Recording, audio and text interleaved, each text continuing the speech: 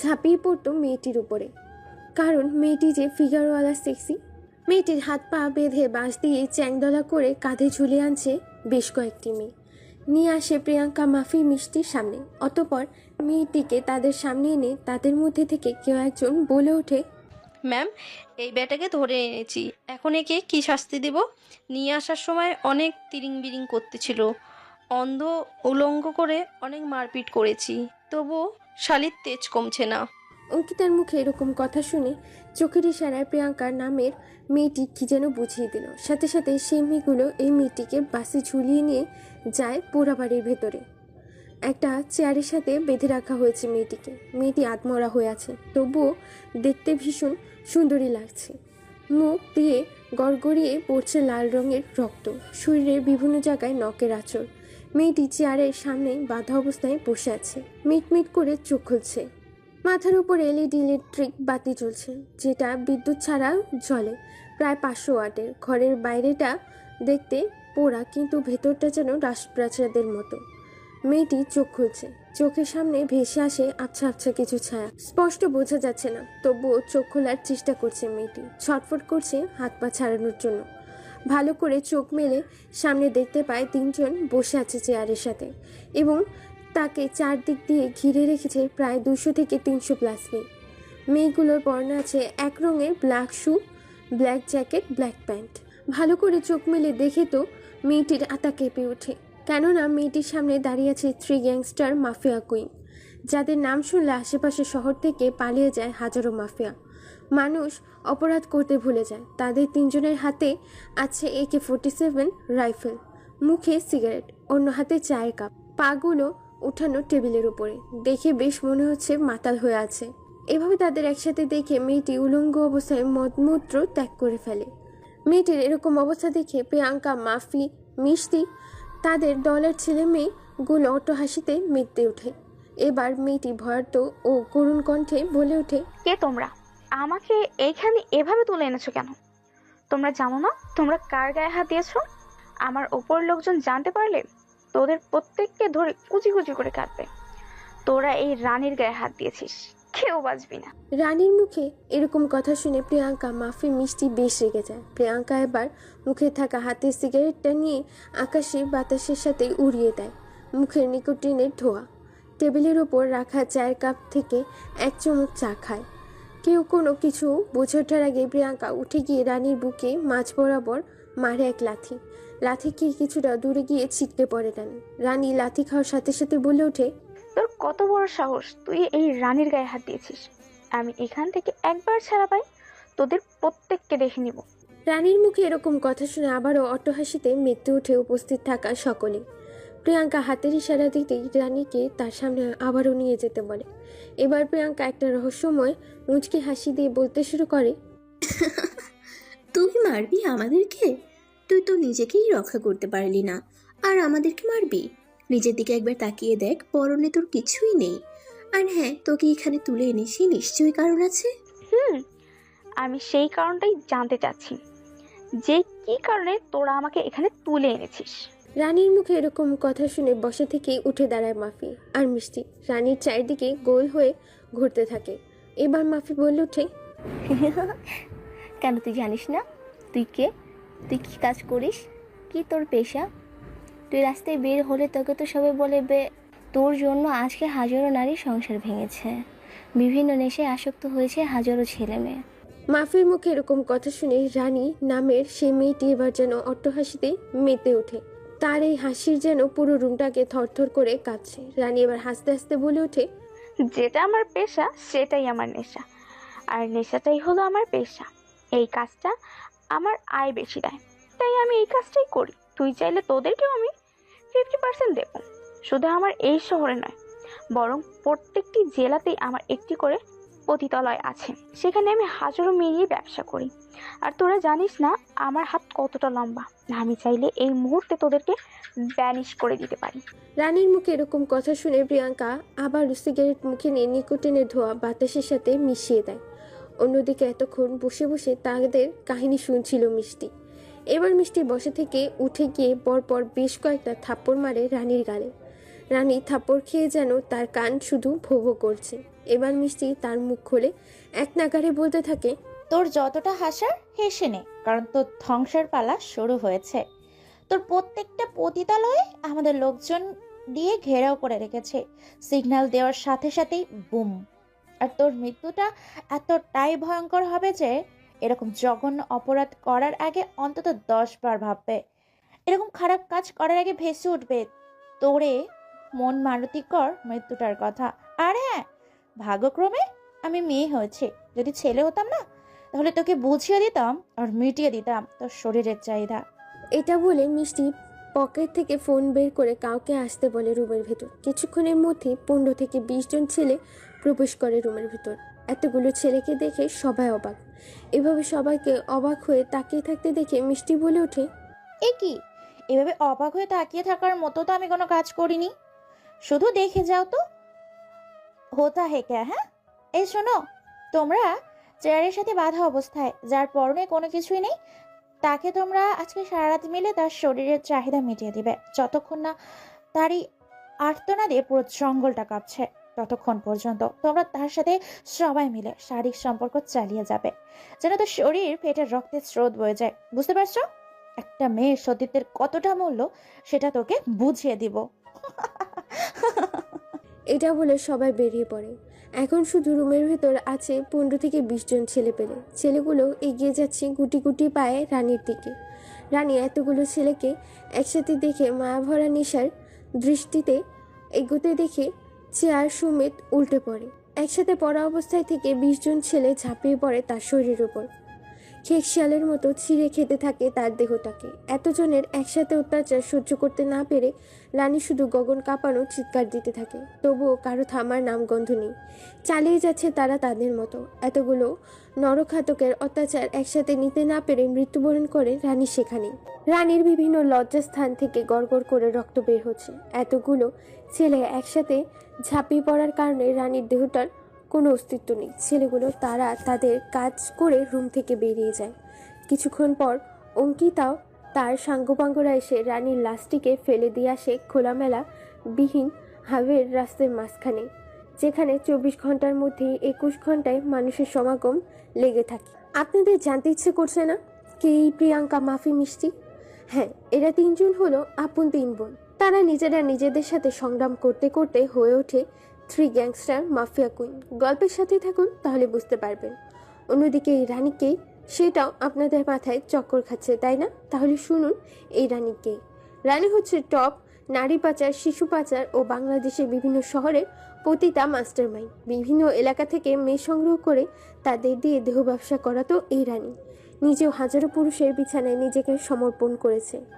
এই রানীর জন্য হাজারো ছেলে ও মেয়ের পরিবার ধ্বংস হয়েছে। অন্যদিকে রানীর লাশটা রাস্তার মাঝখানে ফেলে দেওয়ার পরেই মানুষ যাতায়াতের সময় লক্ষ্য করে লাশটিকে। পরে পুলিশকে স্থানীয় ফোন করে আসতে বলে। কিছুক্ষণের মধ্যেই পুলিশ, র্যাব, সাংবাদিক, মিডিয়া এসে উপস্থিত হয়। পুলিশ নিজের মতো তদন্ত করছে। লাশের এরকম ভয়ঙ্কর চেহারা দেখে সবাই বেশ আতঙ্কে আছে। সব কিছুর ফিঙ্গারপ্রিন্ট ও তদন্ত করে নিয়ে ফরেন্সিক ল্যাবরেটরিতে পরীক্ষা নিরীক্ষা করার জন্য। পরদিন সকালে 8:43। এদিকে টেলিভিশনের খবর শুনছে কেউ একজন, হাতে চায়ের কাপ, চা খাচ্ছে আর বেশ মনোযোগ সহকারে সাংবাদিকের দেখানো খবর শুনছে। ওপাশ থেকে সাংবাদিক বলছে, এখন 8:50। আজকের জমজমাট খবর, হাওয়ে রাস্তার উপরে নৃশংসভাবে হত্যা করে ফেলে গেছে একটি মেয়ের মৃত লাশ। পুলিশ তদন্ত করার জন্য লাশটিকে ফরেন্সিক ল্যাবরেটরিতে পাঠিয়েছে এবং যতটুকু জানতে পেরেছে সেটা হলো মেয়েটির সাথে প্রায় 15 থেকে 20 জন ছেলে মিলে শারীরিক সম্পর্ক স্থাপন করেছে তার সাথে। এবং আরেকটি জমজমাট খবর হলো এই মেয়েটি ছিল একজন পতিতাদের লিডার। তাকে দেশের পুলিশ অনেক খুঁজেছে, কিন্তু তার হদিশ না পাওয়ায় তাকে খোঁজা চালিয়ে যাচ্ছিল পুলিশ।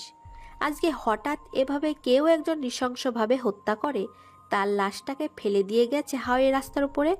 এবং পুলিশ ও র্যাব জানিয়েছে এই হত্যা করেছে 3 গ্যাংস্টার লেডি মাফিয়া কুইন। তার সাথে টক্কর নেওয়া মানে দুনিয়া থেকে পরপারে পাড়ি জমানো। কারণ এই মাফিয়ার মুখ চলে কম, হাত চলে বেশি। এই ছিল আজকের সকালের জমজমাট টাটকা খবর। এতক্ষণ পাশে থাকার জন্য ধন্যবাদ। পরবর্তী খবর দুপুর 2টোয় দেখানো হবে। ততক্ষণ চোখ রাখুন দেশ টিভির পর্দায়। এতক্ষণ খবর শুনছিল আর চা খাচ্ছিল কোনো এক আগন্তুক এই খবর শুনে চা খাওয়া বন্ধ করে দেয়। হাঁ করে তাকিয়ে আছে টিভির দিকে। অন্যদিকে প্রিয়াঙ্কা, মাফি, মিষ্টি কথা মতো বেরিয়ে যায় তাদের দলের সাঙ্গপাঙ্গরা। প্রায় 36টা দল বেরিয়ে পড়ে। দলগুলোতে 20 থেকে 25 জন করে আছে। সবার হাতে আছে AK-47, আবার কারো হাতে আছে 9HK, MG4। যে যার পজিশন মতো বেরিয়ে পড়ে গাড়ি নিয়ে। কয়েক ঘন্টা অতিক্রম করে চলে যায় আবার তারা নিজ গন্তব্যে। একে একে বুম বুম করে এক একটা বুম ফাটিয়ে দেয় শহরের বিভিন্ন অন্তরের যেসব রানীর ও প্রতিষ্ঠিত পতিতালয় ছিল এবং যেখানে যত মেয়ে ছিল তাদের প্রাথমিক মেডিকেল চিকিৎসা দেওয়ার জন্য শহরের বিভিন্ন হসপিটালে পাঠিয়ে দেওয়া হয় এবং ওখানে যতগুলো পুরুষ তাদের শরীরের চাহিদা মেটাতে আসতো তাদেরকে চিরতরে পৃথিবী থেকে সরিয়ে দেয়, নৃশংসভাবে হত্যা করে তাদেরকে। এই খবরটা কিছুক্ষণের মধ্যেই ছড়িয়ে পড়ে সারা বিশ্বে।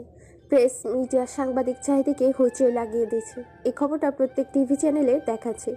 চলুন তাহলে সাংবাদিক কি বলছে শুনে আছি।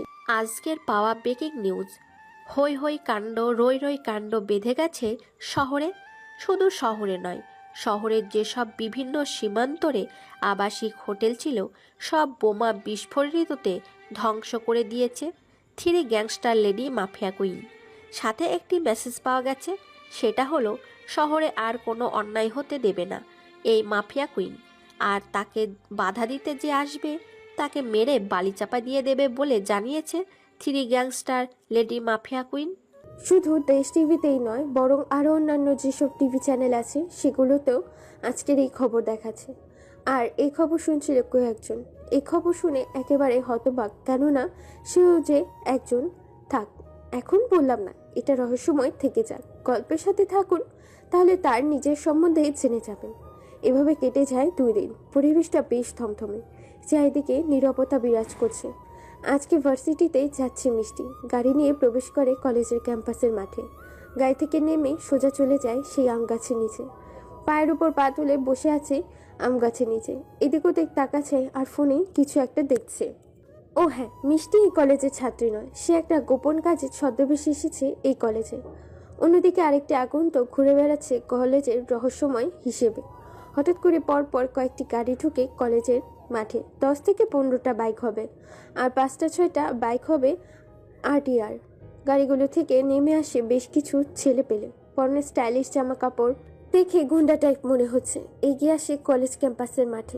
কলেজ ক্যাম্পাসে এক সাইডে 30 থেকে 35 জন মেয়ে আড্ডা দিচ্ছিল। তাদের মাঝখানে যায় সেই ছেলেগুলো। সেখানে গিয়ে অসভ্যতা শুরু করে মেয়েদের সাথে।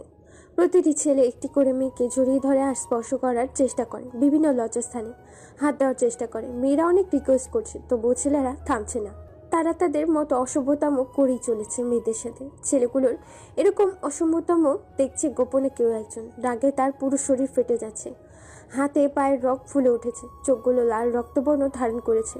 অন্যদিকে মিষ্টি ভিডিও রেকর্ড করছে তাদের এই অসভ্যতামর কাজগুলোকে। রাগে তার গা ফেটে যাচ্ছে। নিজের রাগ কন্ট্রোল করতে না পেরে পকেট থেকে একটা সিগারেট বের করে সুখ টান দিতে থাকে, যাতে তার রাগটা নিজের কন্ট্রোলে থাকে। কিন্তু তবুও রাগটাকে কন্ট্রোল করতে পারছে না সে। এবার মিষ্টি সেখান থেকে উঠে যখনই চলে আসতে যাবে, ঠিক তখনই খেয়াল করে কোনো এক ছেলে হেলতে দুলতে এগিয়ে যাচ্ছে তাদের কাছে। এটা দেখে মিষ্টি সেখানেই থমকে যায়। অন্যদিকে মিষ্টি ফোন করে দিয়েছিল প্রিয়াঙ্কা আর মাফিকে। তারাও চলে আসে কলেজের মাঠে। ছেলেটি এবার হেলতে দুলতে এগিয়ে যাচ্ছে তাদের সামনে। ছেলেগুলোর লিডার সুজন নামে সে ছেলেটি যখনই তনু নামের মেয়েটির বুকে হাত দিতে যাবে, ঠিক তখনই পেছন থেকে কেউ একজন ছেলেটির হাত ধরে ফেলে। এটা দেখে পুরো কলেজ ক্যাম্পাস বসে থাকা ছেলে মেয়ে একবারে উঠে দাঁড়ায়। সবাই হা করে তাকিয়ে আছে তাদের দিকে। ছেলেটির হাত মুড়িয়ে উল্টো ঘুরিয়ে তার দিকে ফেরায়। এমন কিছু হবে হতবাক সবাই। ভাবতে পারেনি কেউ এমন কিছু ঘটাবে। সুজন নামের সেই ছেলেটি এবার হুঙ্কার দিয়ে বলে ওঠে, কে বে তুই? তোর সাহস হয় কি করে আমার কাজে বাধা দেওয়া? তোর কি মৃত্যুর ভয় নেই? তুই জানিস না তুই কার হাত ধরেছিস? ছেলেটি এবার একটা রহস্যময় মুচকি একটা হাসি দিয়ে বলতে শুরু করে, জি ভাই, আপনি বলে আপনার হাতটা ধরেছি, তার মৃত্যুর ভয় নেই বলে আপনার সামনে এসে হাজির হয়েছি, আর আপনার পাওয়ার সম্বন্ধে জানি বলে আপনাকে বাধা দিতে এসেছি। হেই, তোরা শুনছিস? এই প্রথম আমি কোনো বীর পুরুষ দেখলাম যে এই সুজনের সামনে মাথা উঁচু করে গলা ফাটিয়ে কথা বলছে। আমার পাওয়ার সম্বন্ধে জানা সত্ত্বেও আমার কাজে বাধা দিতে এসেছে। বাপের বেটা বলতে হবে। আরে ভাই কি যে বলো না, বাপ ছাড়া কি পৃথিবীতে আসতে পারি? বাপ পরিশ্রম করেছে আর মা জন্ম দিয়েছে বলেই তো পৃথিবীতে এসেছি, তাই না? বাহ, তোর কলেজে আছে বলতে হবে। আজ পর্যন্ত আমার মুখে মুখে কোনো বেটা কথা বলার সাহস দেখায়নি। তোকে এই প্রথম দেখলাম যে আমার মুখে মুখে তর্ক করছে। তুই হলি আসল বাপকা বেটা। এই কথা শুনে সেই ছেলেটি আবার একটা রহস্যময় মুচকি হাসি দেয়, যার এই হাসিতে লেগে আছে হাজারো রহস্যময় কাহিনী। অন্যদিকে ছেলেটির এরকম সাহসিকতা দেখে প্রিয়াঙ্কা মাফি মিষ্টি মুগ্ধ হয়ে তাকিয়ে আছে ছেলেটির দিকে। প্রিয়াঙ্কা তো একেবারে হা হয়ে তাকিয়ে আছে, চোখ যেন পলকেই পড়ছে না। আনমনে প্রিয়াঙ্কা বলে ওঠে, প্রথম দেখায় টাস্কি যে ক্রাশ খেয়েছি। এরকম ছেলেই তো আমি আমার লাইফ পার্টনার হিসেবে চয়েস করি। যে করেই হোক এই ছেলেটিকে আমার চাই। প্রিয়াঙ্কার মুখে এরকম কথা শুনে মাফি মিষ্টি মুচকি মুচকি হাসছে। এদিকে সুজন নামে সেই ছেলেটি আবার বলে ওঠে, ছন্দে বলতে বলতে ও হা হা হা হা হাসতে হাসতে, কিন্তু বাবু সোনা ময়নাটিয়া, তুমি তো আমার কাজে দিয়েছো বাধা। তোমায় কি করে ছাড়ি বলো না? তোমায় যে পাইতে হবে এখন আমার হাতের সাজা, কেননা তুমি আমায় বাধা দিয়েছো আমার নেশা কাটিয়া। তাই তো তোমায় এবার পেতে হবে কঠিন সাজা। সুজন নামের সেই ছেলেটির এরকম আহামরি শায়রি শুনে আশিক, প্রিয়াঙ্কা, মাফি মিষ্টি ছাড়া সবাই ভয়ে জড়সড়। কেউ কেউ গাছের আড়ালে লুকিয়েছে, আবার কেউ আশিকের পেছনে এসে লুকিয়েছে। এবার আশিক সবার দিকে তাকিয়ে দেখে ভয় সবাই চুপসে আছে, তাই সেবার হাসতে হাসতে বলে ওঠে, তা শুনি কিউটি মিউটি লাদাক লুদা করে ভাই মাথা মোটা, তুই করবি কি আমার বলতো শুনি? আশিকের মুখে এরকম পাল্টা শায়রি শুনে সবাই হো হো করে হাসতে শুরু করে। প্রিয়াঙ্কা তো হাসতে হাসতে শেষ। প্রিয়াঙ্কা, মাফি, মিষ্টি ও কলেজের ক্যাম্পাসের ছেলে মেয়েগুলো হাসতে থাকে একসাথে।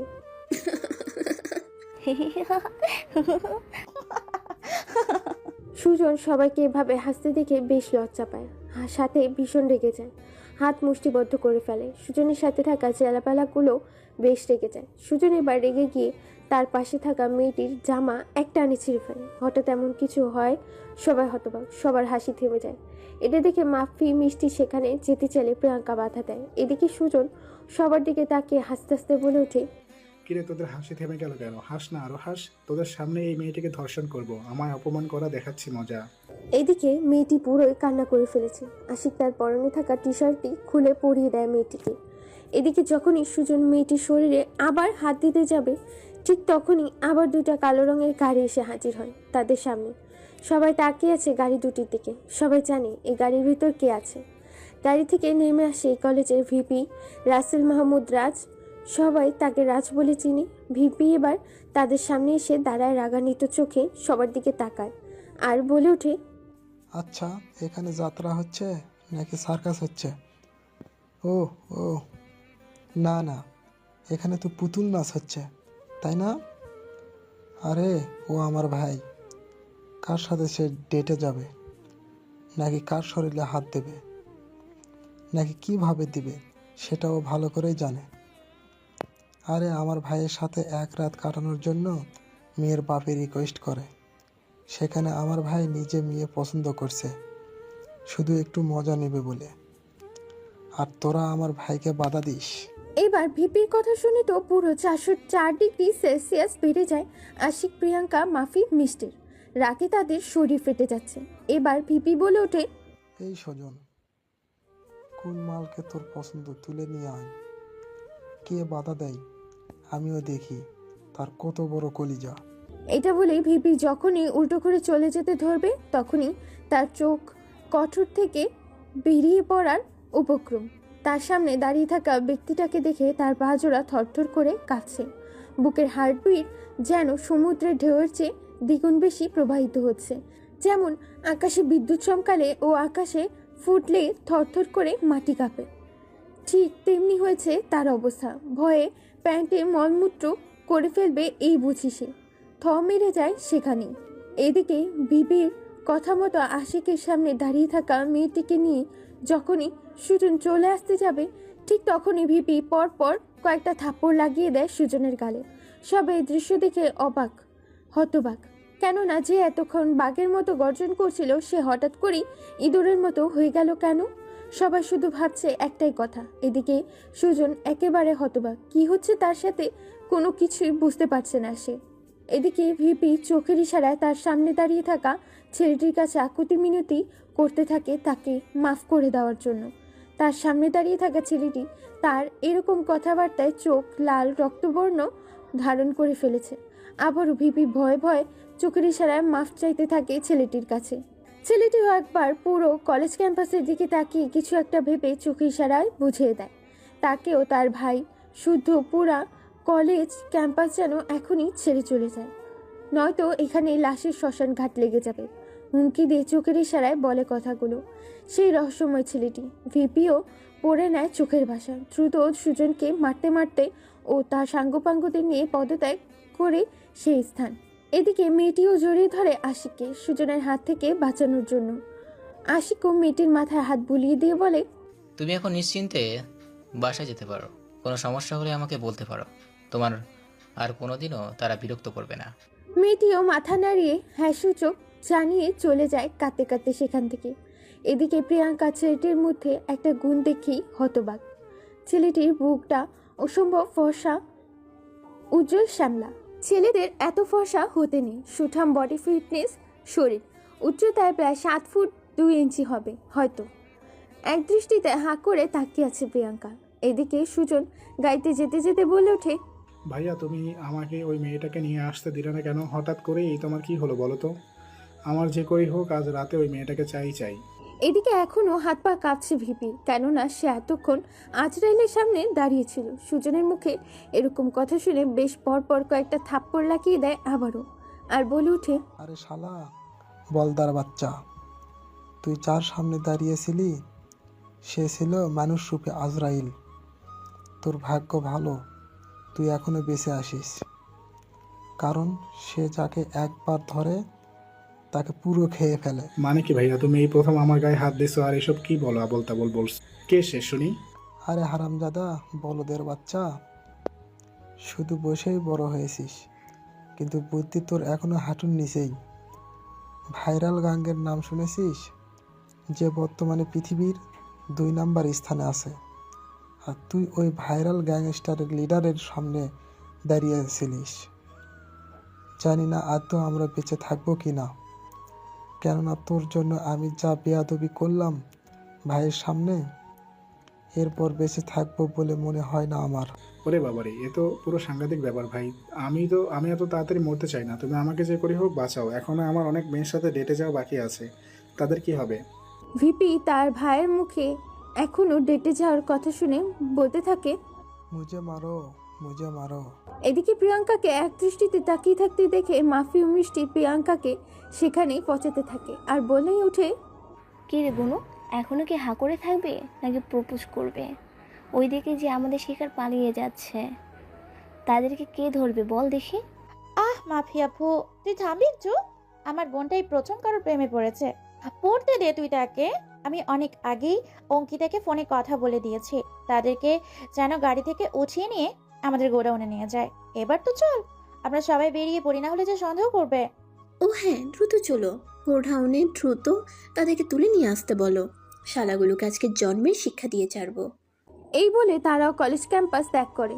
এদিকে পুরো কলেজ ক্যাম্পাসের দিকে তাকিয়ে একটা মুচকি হাসি দেয়। সবার অগোচরে বেরিয়ে পড়ে কলেজ থেকে। ও হ্যাঁ, এতক্ষণ ধরে বকবক করছি, কিন্তু এই আশিকের পরিচয়টা দিতে ভুলে গেছি। হ্যাঁ, আপনারা ঠিক ধরেছেন, এই আশিকই হলো টপ ভাইরাল গ্যাংস্টারের গ্যাং লিডার। পৃথিবীর আন্ডারওয়ার্ল্ডের 2য়তম স্থানে আছে এই ভাইরাল গ্যাং। এদিকে ভিপি সুজন ও তার দলবল নিয়ে শহরে থেকে পালিয়ে যাচ্ছিল। তখনই বেশ কয়েকটা কালো রঙের গাড়ি এসে থামে তাদের সামনে। তা দেখে ভিপি ও ভিপির কিছু ছেলে পেলে পালিয়ে যায় ভিপির সাথে। আর এদিকে সুজন ও তার দল ভাইরাল গ্যাংস্টারের দলবলকে চিনতে না পেরেই সেখানেই ভয়ে গুটিসুটি মেরে যায়। ভিপিকে পালিয়ে যেতে দেখে তাকে পরে ধরবে বলে সুজনও তার দলবলকে নিয়ে চলে যায়।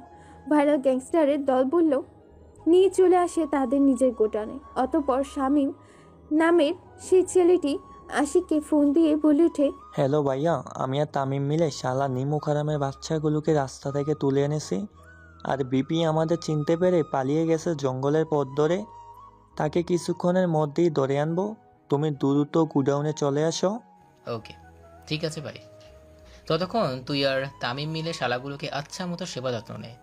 আমি এসে শুধু আপ্যায়নটুকু করব, ঠিক আছে? ওকে ঠিক আছে ভাইয়া। অন্যদিকে ভিপি ও তার দলবল পালানোর সময় রাস্তায় গিয়ে ধাক্কা খায় 3 গ্যাংস্টার লেডি মাফিয়া কুইনের দলবলের গাড়ির সাথে। গাড়িতে ধাক্কা খাওয়ায় অঙ্কিতা গাড়ি থেকে মাথা বের করে কিছু বলতে যাবে, ঠিক তখনই সে চিনে ফেলে ভিপিকে। সাথে সাথে তার দলের সবাইকে গাড়ি থেকে নেমে ভিপি ও তার দলবলকে ধরতে বলে। অঙ্কিতার কথা মতো তার দলের সবকটা মেয়ে মিলে চ্যাংদলা করে উল্টো করে ঝোলাতে ঝোলাতে ভিপি ও তার দলবলকে গাড়িতে তুলে তাদের গোডাউনে নিয়ে চলে আসে। গোডাউনে একে একে সারিবদ্ধ করে বেঁধে ফেলে চেয়ারের সাথে তাদেরকে। কিছুক্ষণ পরে প্রিয়াঙ্কা, মাফি, মিষ্টি চলে আসে গোডাউনে। অন্যদিকে শামীম ও তামিম মিলে সুজনকে উলঙ্গ করে, উল্টো করে ঝুলিয়ে উড়াধুরা বেতের বাড়ি দিয়ে পেটাচ্ছে। এদিকে প্রিয়াঙ্কা, মাফি, মিষ্টি তাদের সামনে চেয়ার টেনে বসে পড়ে। প্রিয়াঙ্কা আবারও একটা সিগারেট বের করে মুখে পুরে নেয়। মুখের সিগারেটের ধোঁয়াগুলো ফুক করে পুড়িয়ে দেয় ভিপির মুখে। ভিপি মেয়েটির এরকম কর্মকাণ্ড দেখে রেগে বলে ওঠে, সালিম বাইনচোদের বাচ্চা, তোর কত বড় সাহস! তুই এই রাসেল মাহমুদ রাজের সাথে বেয়াদবি করিস? এই তুই জানিস না আমি কে? তোর সাহস কি করে হয় আমাকে তুলে আনার? একবার শুধু সারা পাই তোকে এমনভাবে ধর্ষণ করব যে তোর সব কিছু ফেটে রক্ত গড়িয়ে পড়বে। এটা শুনে প্রিয়াঙ্কা, মাফি, মিষ্টি ও অঙ্কিতা তার দলবল উচ্চস্বরে হাসতে থাকে। হা হা হা। প্রিয়াঙ্কা আবারও তার মুখে থাকা সিগারেটের ধোঁয়া উড়িয়ে দেয় ভিপির মুখে। ভিপি সিগারেটের ধোঁয়ার গন্ধে খক করে কেসে ওঠে। তা দেখে প্রিয়াঙ্কা হাসতে হাসতে বলে ওঠে, কি রে, তোরা শুধু এটাকে তুলে নিছিস? এটার সঙ্গে যে আরেকটা ছিল ওটা কোথায়? ম্যাম, আমরা একে রাস্তায় পাই আর সেখান থেকেই তুলে আনি, কিন্তু এর ভাইকে পাইনি। চিন্তা করবেন না, তাকেও খুঁজে বের করে আনবো। এবার প্রিয়াঙ্কা আরেকটি মুচকি হাসি দিয়ে ভিপির উদ্দেশ্যে বলে, তাই নাকি? ছাড়া পেলে তুই আমাদের প্রত্যেককে ধর্ষণ করে মেরে ফেলবি? এতই তোর চাহিদা? ওকে ঠিক আছে, তোর আশা পূরণ করব। এখানে দেখতে তো পাচ্ছিস আমি শুদ্ধ প্রায় 300 মেয়ে আছি। সবাই যদি একসাথে তোকে নিয়ে বিছানায় যাই তাহলে লোড সামলাতে পারবি তো? তোর ওইটা আর ওইটা থাকবে না, ইয়ে হয়ে যাবে। আর তোকে তো দেখে বোঝা যাচ্ছে তোর শরীরে কিছুই নেই। তোকে যদি 1 ঘন্টার জন্য আমার দলের একটা মেয়ের সাথে এক রুমে ছেড়ে দেই তাহলে তো আমার দলের মেয়েটাকে বিছানায় নিয়ে যাওয়ার আগেই তোর সব বেরিয়ে যাবে। তুই কিনা আমাদের প্রত্যেককে ধর্ষণ করে মেরে ফেলবি? আরে আপু, তুই বলদের ঘরে বলদের সাথে এত কথা বলিস কেন? সে যা অন্যায় করেছে তাকে 10 বার মৃত্যু দিলেও আমাদের শান্তি হবে না। হ্যাঁ মাফি আপু, তুই একদম ঠিকই বলেছিস। আর একে আমি আমার নিজের হাতে শাস্তি দিব। এর এমন এমন জায়গায় আঘাত করব যেটা মৃত্যুর থেকেও ভয়ঙ্কর হবে। এটা শুনে ভিপি এবার বেশ ঘাবড়ে যায়। কপাল বেয়ে টুপটুপ করে ঘাম পড়ছে। তবুও ভিপি ভয় ভয় বলে ওঠে, মা মা মানে কি? কে কে তোমরা? আর আমাকে এখানে এভাবে তুলে এনেছো কেন? কি কি কি চাই তো তোমাদের? আমাকে ছেড়ে দাও তোমরা, না হলে তোমাদের কারো ভালো হবে না। ওলে বাবালে, ছেলের দেখি মুখে খই ফুটছে ম্যাম। মুখ বন্ধ করে দিব নাকি নাকি সেলাই করে দেব? অঙ্কিতা থাম, এত তাড়াহুড়া করতে নেই। ও যেহেতু আমাদের পরিচয় জানতে চাচ্ছে তাহলে শুনিয়ে দে একবার। ওকে ম্যাম, ঠিক আছে। ওই কান খাড়া করে এবং কানের সব দরজা খুলে ভালো করে শোন। 3 গ্যাংস্টার লেডি মাফিয়া কুইনের নাম শুনেছিস? তোর সামনে এখন যারা বসে আছে তারাই হলো 3 গ্যাংস্টার লেডি মাফিয়া কুইন, যাদের গ্যাংটা পুরো পৃথিবীতে জুড়ে আন্ডারওয়ার্ল্ডের বৃহত্তম স্থানে আছে। আর তোকে এখানে তুলে এনেছি মারবো বলে। তোর আজকে মৃত্যু আমাদের হাতেই অনিবার্জিত। অঙ্কিতার মুখে এরকম কথা শুনে ভিপির হাঁটু কাঁপাকাঁপি শুরু করে দিয়েছে। হার্টবিট দ্রুত চলছে, রক্ত চলাচল বন্ধ হয়ে গেছে, শরীর ঠান্ডা হয়ে গেছে। না চাইতেও ভয়ে প্যান্টে হিসু করে ফেলেছে। এটা দেখে সবাই আবার সেখানেই হাসতে শুরু করে। প্রিয়াঙ্কা ভিপির এরকম অবস্থা দেখে হাসতে হাসতে বলে ওঠে, আরে তুই ভয় পাস না, তোকে বেশিক্ষণের জন্য বাঁচিয়ে রাখবো না। তোর সময় এখন থেকেই শুরু হয়ে গেছে। এই অঙ্কিতা, শালা নেমো খারামের বাচ্চাটার পরনে থাকা আন্ডারওয়্যার থেকে শুরু করে দ্রুত সবকিছু খুলে নেয় সবার। প্রিয়াঙ্কার কথা মতো অঙ্কিতা ও কিছু মেয়ে মিলে প্রত্যেকের সবকিছু খুলে দেয়। এখন তারপর তারা উলঙ্গ করে চেয়ারের সাথে বাঁধা আছে। সবার এরকম অবস্থা দেখে সবাই উচ্চস্বরে হাসতে থাকে। তারপর প্রিয়াঙ্কা, মাফি, মিষ্টি তিনজন মিলে হ্যান্ড গ্লাভস পরে নেয়। অতঃপর প্রিয়াঙ্কা ভিপির পুরুষ লিঙ্গটার ওপর সিগারেটের আগুন দিতে থাকে। তাদের এরকম অত্যাচারে ভিপি গরুর মতো চিৎকার করছে। তার এই চিৎকারে সবাই অট্টহাসিতে মেতে ওঠে। প্রিয়াঙ্কা সিগারেটের আগুন দিয়ে ভিপির পুরুষলিঙ্গটা পুড়িয়ে লণ্ডভণ্ড করে ফেলে। ভিপি বেঁচে থেকেও মৃত, শরীর আর কাজ করে না, নিস্তেজ হয়ে গেছে পুরো। ভিপির লজ্জাস্থানটা পুড়ে মোমের মতো গলে পড়তে শুরু করেছে। এটা দেখে সবাই আবারও হাসতে শুরু করে। এবার প্রিয়াঙ্কা ভিপির জিহ্বাটা এক টান দিয়ে টেনে বের করে অন্য হাত দিয়ে ক্যাচ করে কেটে ফেলে। সাথে সাথে ভিপি সেখানেই মৃত্যুবরণ করে। রক্তের যেন পুরো রুমটা স্রোত বয়ে যাচ্ছে। প্রিয়াঙ্কা মতোই মাফি আর মিষ্টি বাকিদের অবস্থা করে। অতঃপর প্রিয়াঙ্কা, মাফি, মিষ্টি ভিপির মতো অবস্থা করতে বলে সবার, আর লাশগুলো ফেলে দিয়ে আসতে বলে কলেজের গেটের সামনে। এই বলে তারা তিনজনে চলে যায় তাদের নিজের বাড়িতে। অন্যদিকে আশিকও চলে আসে তার নিজের গোডাউনে এসে শামীমের কাছে একটা গ্লাস শরবত চায়। কিছুক্ষণ পর তামিম এসে আশিককে শরবতের গ্লাস দেয়। শরবত খেয়ে আশিক সুজনের সামনে চেয়ার টেনে বসে পড়ে। সুজনকে উলঙ্গ করে মারধর করার পরে সেরকমভাবেই বসিয়ে রাখে। এটা দেখে আশিক হাসতে হাসতে বলে ওঠে, কিরে, তোরা কি তার পুরুষ লিঙ্গটাতেও তো আঘাত করছিস নাকি? যে সেটা আমায় দেখে ভয়ে লুকিয়ে আছে তার আফ্রিকার জঙ্গলে, আর এটা নিয়ে নাকি সে যাবে মেয়েদেরকে ধর্ষণ করতে। How funny! ভাই, আমার ভুল হয়ে গেছে। আমি আপনাকে চিনতে পারিনি। আমি অনেক বড় অন্যায় করে ফেলেছি, আপনার সঙ্গে অনেক বেয়াদবি করেছি। প্লিজ আমাকে এবারের মতো ছেড়ে দিন, আর কোনোদিন এমন ভুল হবে না। তারা আমায় অনেক মেরেছে, এমনকি আমার লজ্জা স্থানেও অনেক আঘাত করেছে। তাদের এরকম মনোমান্তিকর আঘাতে আমার জীবন থেকে আত্মাটা বেরিয়ে যাওয়ার উপক্রম। অবশ্যই তোকে ছেড়ে দিব, তবে সারা জীবনের জন্য দিব। যেহেতু তোকে অনেক মেরেছে সেজন্য তোকে আর মারবো না, তোকে এখন ছেড়ে দিব। এই শামীম আর তামিম, তোরা এর পোশাক আশাক পরিয়ে এর শরীরে একটা বোম ফিট করে দিবি, যাতে কেউ বুঝতেও না পারে। আর বোমটা এমনভাবে ফিট করবি যাতে সে তার দৌড়ানোর থামালেই বোম ফুটে যায়। যতক্ষণ সে দৌড়াতে পারবে ততক্ষণ অবধি সে বেঁচে থাকবে। দৌড়ানো বন্ধ করলেই যে প্রাণে মারা যাবে। ওকে ভাইয়া, ঠিক আছে, তুমি তাহলে রেস্ট নাও, আমি আর তামিম মিলে সব ব্যবস্থা করছি। অতঃপর আশিক সেখান থেকে চলে যায়। অন্যদিকে অঙ্কিতারা সবাই মিলে একে একে সেভাবেই তাদের প্রত্যেকে গরুর মতো শাস্তি দিয়ে জিহ্বা কেটে মেরে ফেলে এবং লাশগুলোকে কলেজের সামনে ফেলে দিয়ে চলে আসে। এদিকে শামীম ও তামিম মিলে সুজনের শরীরে বোম ফিট করে ছেড়ে দিয়ে আসে জনশূন্য এক নির্জন রাস্তায়। সুজন দৌড়াতে থাকে ঘোড়ার মতো, কেননা তাকে তো বাঁচতে হবে।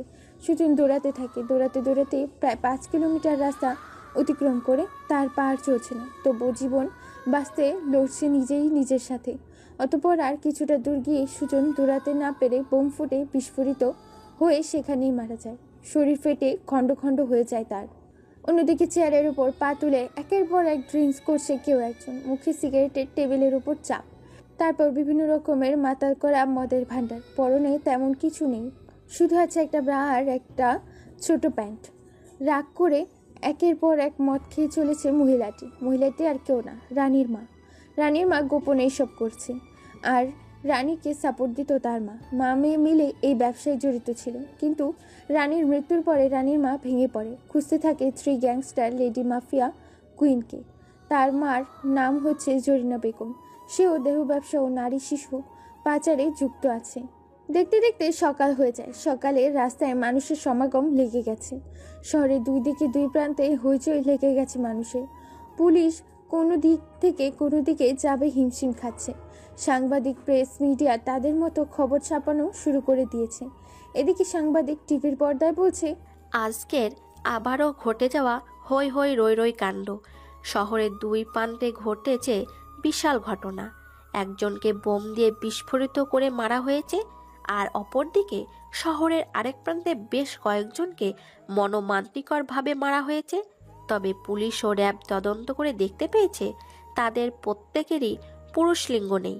তাদের ওই লজ্জাস্থানে কেউ আগুন দিয়ে পুড়িয়ে দিয়েছে। এটা যেন সবাইকে আরও চমকে দিয়েছে। কিভাবে মেরেছে এতটা নৃশংসভাবে? এই ছিল এতক্ষণকার খবর। সাথে থাকুন আরও নতুন নতুন এরকম ব্রেকিং নিউজের আপডেট পেতে এতক্ষণ আমি ছিলাম আপনাদের সাথে সুইটি চৌধুরী, দেশ টিভি চ্যানেলে। এই খবর শুনে 3 গ্যাংস্টার লেডি মাফিয়া কুইন ও তার দলবল উচ্চস্বরে হাসতে থাকে। এই খবর দেখছিল ভাইরাল গ্যাংস্টার আশিক। এই খবর দেখে পুরো স্তম্ভ। তার খুব ইচ্ছে করছে 3 গ্যাংস্টার লেডি মাফিয়া কুইনের সাথে দেখা করার। ছেলেগুলোর এরকম মৃত্যুর কথা শুনে আশিক একজন মাফিয়া হয়ে বেশ ভয় পায়, কেননা সে জানে তার চেয়েও ভয়ঙ্কর 3 গ্যাংস্টার লেডি মাফিয়া কুইন। অন্যদিকে এতক্ষণ কেউ একজন দেখছিল এই খবর। হঠাৎ তার চোখ আটকে যায় টিভি দেখে। এটা দেখে হাতে থাকা চায়ের কাপটা পড়ে যায় ফ্লোরে। নিজের ছেলের লাশটা টিভির সামনে দেখতে পেয়ে বেশ ঘাবড়ে যায়। ধপ করে সোফায় বসে পড়ে। কোনো কিছুই ভাবতে পারছেন না তিনি। দুইটা ছেলের সন্তান হারিয়ে নিঃস্ব হয়ে গেছেন জামাল শিকদার। হ্যাঁ, এই জামাল শিকদারের ছেলে পেলেই হচ্ছে সুজন ও ভিপি রাসেল মাহমুদ রাজ। এই জামাল শিকদার বিভিন্ন স্মাগলিং কাজে জড়িত আছে, বিভিন্ন সন্ত্রাসী জঙ্গলি গোষ্ঠীর সাথে হাত মিলিয়েছে। ছেলেদের খুনের প্রতিশোধ কিভাবে নিবে কষতে থাকে জামাল শিকদার। হিংস্র হয়ে ওঠে খুনের প্রতিশোধ নেওয়ার জন্য। এদিকে 3 গ্যাংস্টার মাফিয়া লেডি কুইন, অন্যদিকে ভাইরাল গ্যাংস্টার আশিক, শামীম, তামিম মিলে সবাই অপেক্ষা করছে তাদের নেক্সট মিশনের জন্য। এভাবেই কেটে যায় আরও 1 সপ্তাহ। এই 1 সপ্তাহে জামাল শিকদার কোনো একভাবে খবর নিয়ে জানতে পেরেছে তার এই শহরে দেহ ব্যবসায়ী জরিনা বেগমের মেয়েকে লেডি মাফিয়া কুইন মেরেছে। তাই তার সাথে হাত মিলিয়ে 3 গ্যাংস্টার লেডি মাফিয়া কুইন ও ভাইরাল গ্যাংস্টারের গ্যাং লিডারকে ধ্বংস করার জন্য হাত মিলাবে। ভাবতে ভাবতে গাড়ি নিয়ে বেরিয়ে পড়ে জামাল শিকদার। কিছুক্ষণের মধ্যেই পৌঁছে যায় জরিনা বেগমের বাড়িতে। বাড়িতে গিয়ে কলিং বেল বাজাতেই খুলে দেয় কেউ একজন দরজা। অতঃপর দেখিয়ে দেয় জরিনা বেগমের রুম। জামাল শিকদার তার দেখানো রুমেই চলে যায়। রুমে গিয়ে তো জামাল শিকদারের যায় অবস্থা, কেননা ছোট একটা প্যান্ট পরে আছে আর শরীরে একটা ব্রা ছাড়া আর কোনো কিছুই নেই। বাকি সব স্পষ্টই দেখা যাচ্ছে। কেননা একটা পুরুষের সামনে যদি এরকম কেউ অর্ধউলঙ্গ হয়ে থাকে, তাহলে একটা পুরুষ নিজেকে কন্ট্রোল করে রাখাটা বেশি দায় হয়ে যায়।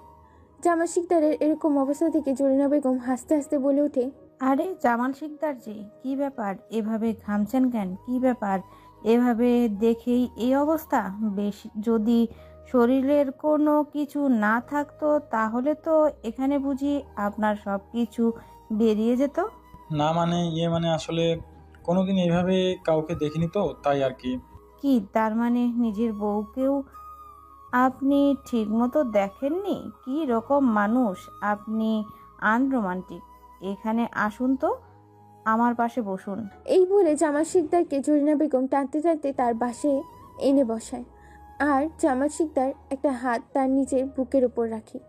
এটাতে তো জামাল শিকদারের আরও রক্ত চলাচল ও হার্টবিট বেড়ে যায়। এবার বুকের উপর হাতটা নিয়ে পেট দিয়ে পা পর্যন্ত বয়ে নিয়ে আসে। এটাতে জামাল শিকদারের প্যান্ট ভিজে যায়। তা দেখে জরিনা বেগম হাসতে হাসতে বলে ওঠে, কি মিস্টার জামান শিকদার, মাত্র হাতটা উপরে দিয়ে নিয়েই গেছি, তাতেই এই অবস্থা? যদি বিছানায় নিয়ে যেতাম তাহলে তো সব কিছু বেরিয়ে যেত বুঝি।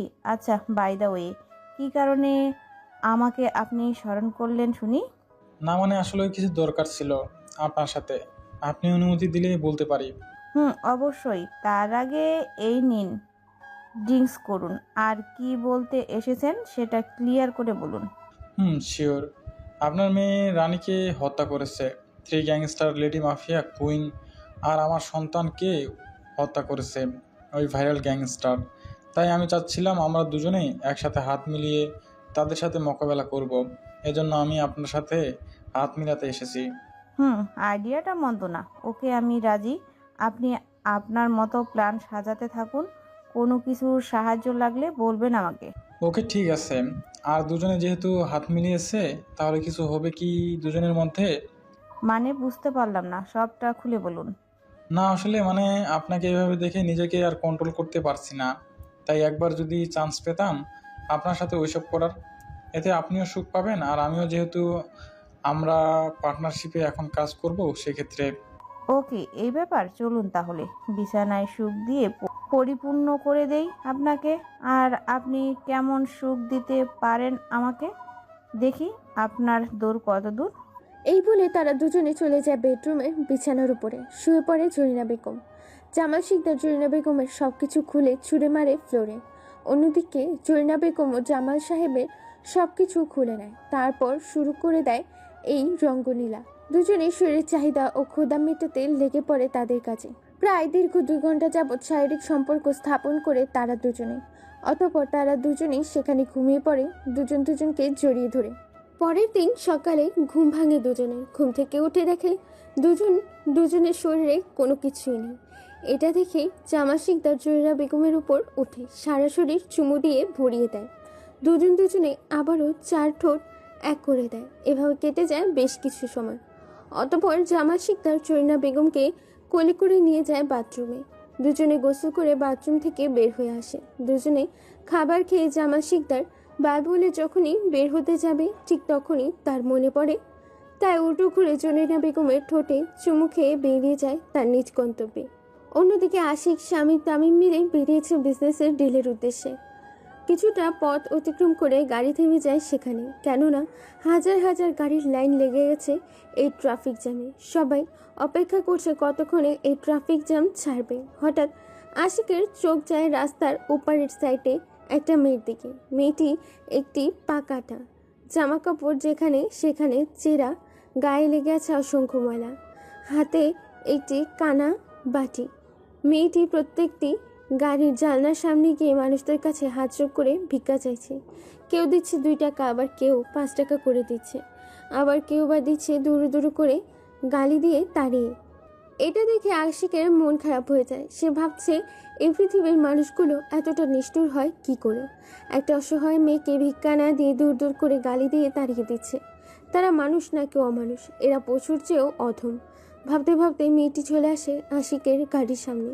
গাড়ির সামনে এসে মেয়েটি বলতে থাকে, ভাইয়া, আমি 2 দিন ধরে কিছু খাইনি, হাতে তেমন টাকা পয়সা নেই, দয়া করে কি আমাকে কিছু টাকা ভিক্ষা দেবেন? অনেক দিন ধরে ভালো মন্দ কিছু খেতে পারি না, দয়া করুন না ভাইয়া, দয়া করে কৃপা করুন আমার প্রতি। অবশ্যই তোমাকে আমি টাকা দিব, কিন্তু তার আগে তুমি আমাকে একটা কথা বলো, তুমি স্কুলে না গিয়ে এই বয়সে রাস্তায় ভিক্ষা কেন করছো? মেয়েটি আর কিছু বলতে যাবে তখনই অপর পাশ থেকে আরেকটি মেয়ে এসে বলতে শুরু করে, ভাইয়া, আপনার এত সব জেনে কি হবে? আপনার যেটা কাজ সেটা করুন না। আপনি আমায় দয়া করে ভিক্ষা দিন আর আমায় এখান থেকে যাওয়ার সুযোগ করে দিন। টাকা তো দিব, তার আগে বলো তুমি ভিক্ষা কেন করছো? তুমি কি পড়ালেখা করবে? দেখো, তোমাকে রাস্তায় ভিক্ষা করতে হবে না, তুমি চাইলে আমি তোমাকে স্কুলে ভর্তি করিয়ে দিতে পারবো। আশিক আর কিছু বলতে যাবে, ঠিক তখনই মেয়ে দুটির পেছনে কেউ একজন বাড়ি দিয়ে বলে ওঠে, কি রে জিতু, তুই ভিক্ষা না করে এখানে কি করছিস? বস দেখলে কিন্তু আমাদের মেরে ফেলবে, দ্রুত এখান থেকে কেটে পড়। আর ভাইয়া, আমাদের পড়ালেখার কি করার সামর্থ্য আছে যে আপনি এসব কথা জিতুকে বলছেন? বস দেখলে তো ওকে মেরে ফেলতো। কেন? আমি তোমাদের পড়ালেখা করার সমস্ত খরচ দেব। চলো তোমরা গাড়িতে ওঠো, তোমাদের আজকেই স্কুলে ভর্তি করে দিব। আর তোমাদের এইসব ভিক্ষা করতে হবে না। কে তোমাদের বস শুনি? কে তোমাদের জোরপূর্বকভাবে ভিক্ষা করায়? শুধু নামটা বলো তো শুনি। না ভাইয়া, কেউ আমাদের দিয়ে ভিক্ষা করায় না, আমরা পেটের ক্ষুধায় ভিক্ষা করি। তুমি তো টাকা দিলে না, শুধু দিলে কিছু ফ্রিতে জ্ঞানমূলক উপদেশ। ভাইয়া, ভালো থেকো। কি রে, তোরা ভিক্ষা না করে এখানে কি করছিস? আবার পালানোর চিন্তা ভাবনা করছিস নাকি? আর এতক্ষণ কিসের পড়ালেখার কথা বলছিলিস? এই হিরো কে? তুই কে রে? আর এদেরকে কিসের পড়ালেখার বিষয়ে কথা বলছিলিস? নিজের চরকায় তেল দে, না হলে এমন জায়গায় রেখে আসবো যে সারা জীবন দিন আর রাত গুনতে গুনতে তোর দিন পেরিয়ে যাবে। লোকটার মুখে এই কথা শুনে অসহায় অন্য মেয়ে বেশ ভয়ে বলে ওঠে, উনি তো টাকা দিতেছিলেন। না না, ওখানে কোনো কিছু করবেন না, উনি আমাদের কোনো কিছু বলেননি। চুপ কর, এখান থেকে ফোন না হলে কানের নিচে 2 ঘা লাগিয়ে দিব। আর আজকে সারাদিনে এইমাত্র 10 টাকা তুলেছিস, তোর তো আজকে খবর আছে, শুধু গোডাউনে চল। এই কথা শুনে আশিকের একটু খটকা লাগে, তাই আশিক গাড়ি থেকে নেমে মেয়েটির হাতটি টেনে ধরে বলে ওঠে, না, ও কোথাও যাবে না। আর আজ থেকে ওরা ভিক্ষুক করবে না। ওদেরকে আমি বলেছি, ওদেরকে আমি স্কুলে ভর্তি করে দিব। আর আজ থেকে সব ধান্দা বন্ধ।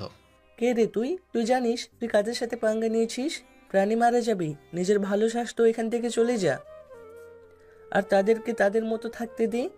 তারা কাল থেকে স্কুলে যাবে এবং তাদের স্কুলে যাওয়ার যাবতীয় ফর্মালিটি আমি পূরণ করব। দেখি তোর কি করার আছে। আমি তাদেরকে এইখান থেকে নিয়ে গিয়ে আজকে স্কুলে ভর্তি করিয়ে দিব। বাপের ব্যাটা হলে আটকে দেখা।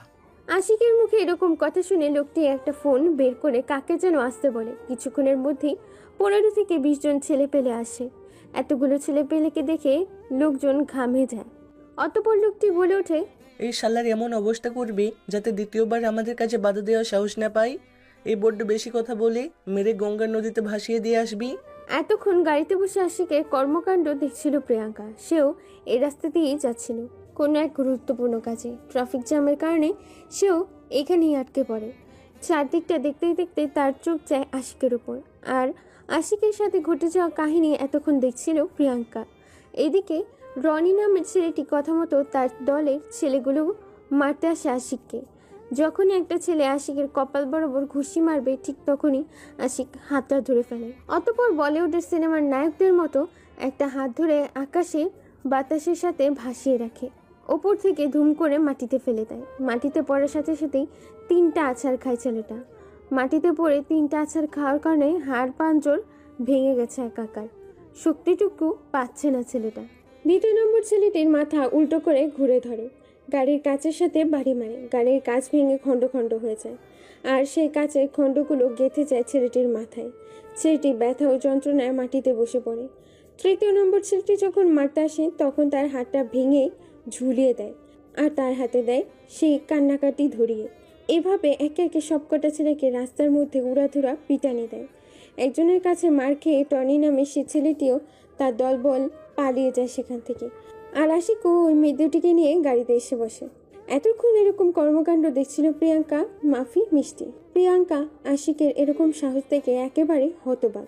ভাবছে কি এই ছেলে এতগুলো গুন্ডার সাথে কিভাবে পেরে উঠলো। প্রিয়াঙ্কা ভাবতে ভাবতেই ট্রাফিক সিগন্যাল দিয়ে দেয়, আর গাড়িগুলো যেতে থাকে তার নিজ গন্তব্যে। প্রিয়াঙ্কা পুরো আশিকের প্রেমে হাবুডুবু খেতে শুরু করেছে।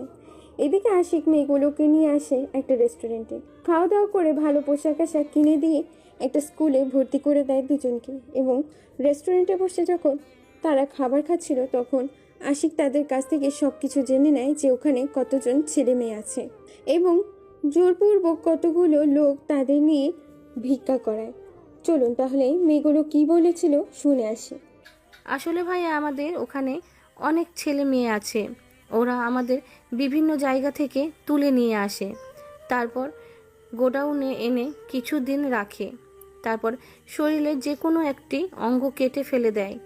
2 দিন চিকিৎসা দেয় প্রাথমিক, তারপর আর কোনো চিকিৎসা দেয় না। রাস্তায় ভিক্ষা করতে পাঠিয়ে দেয় আমাদেরকে। যে তাদের কথা না শোনে তাকে তারা অনেক মারধর করে এবং কোনো কিছু খেতে দেয় না। ভাইয়া, আপনি আমাদের পড়ালেখার বিষয়ে কথা বলেছিলেন আর সেটা ওরা শুনে নিয়েছিল।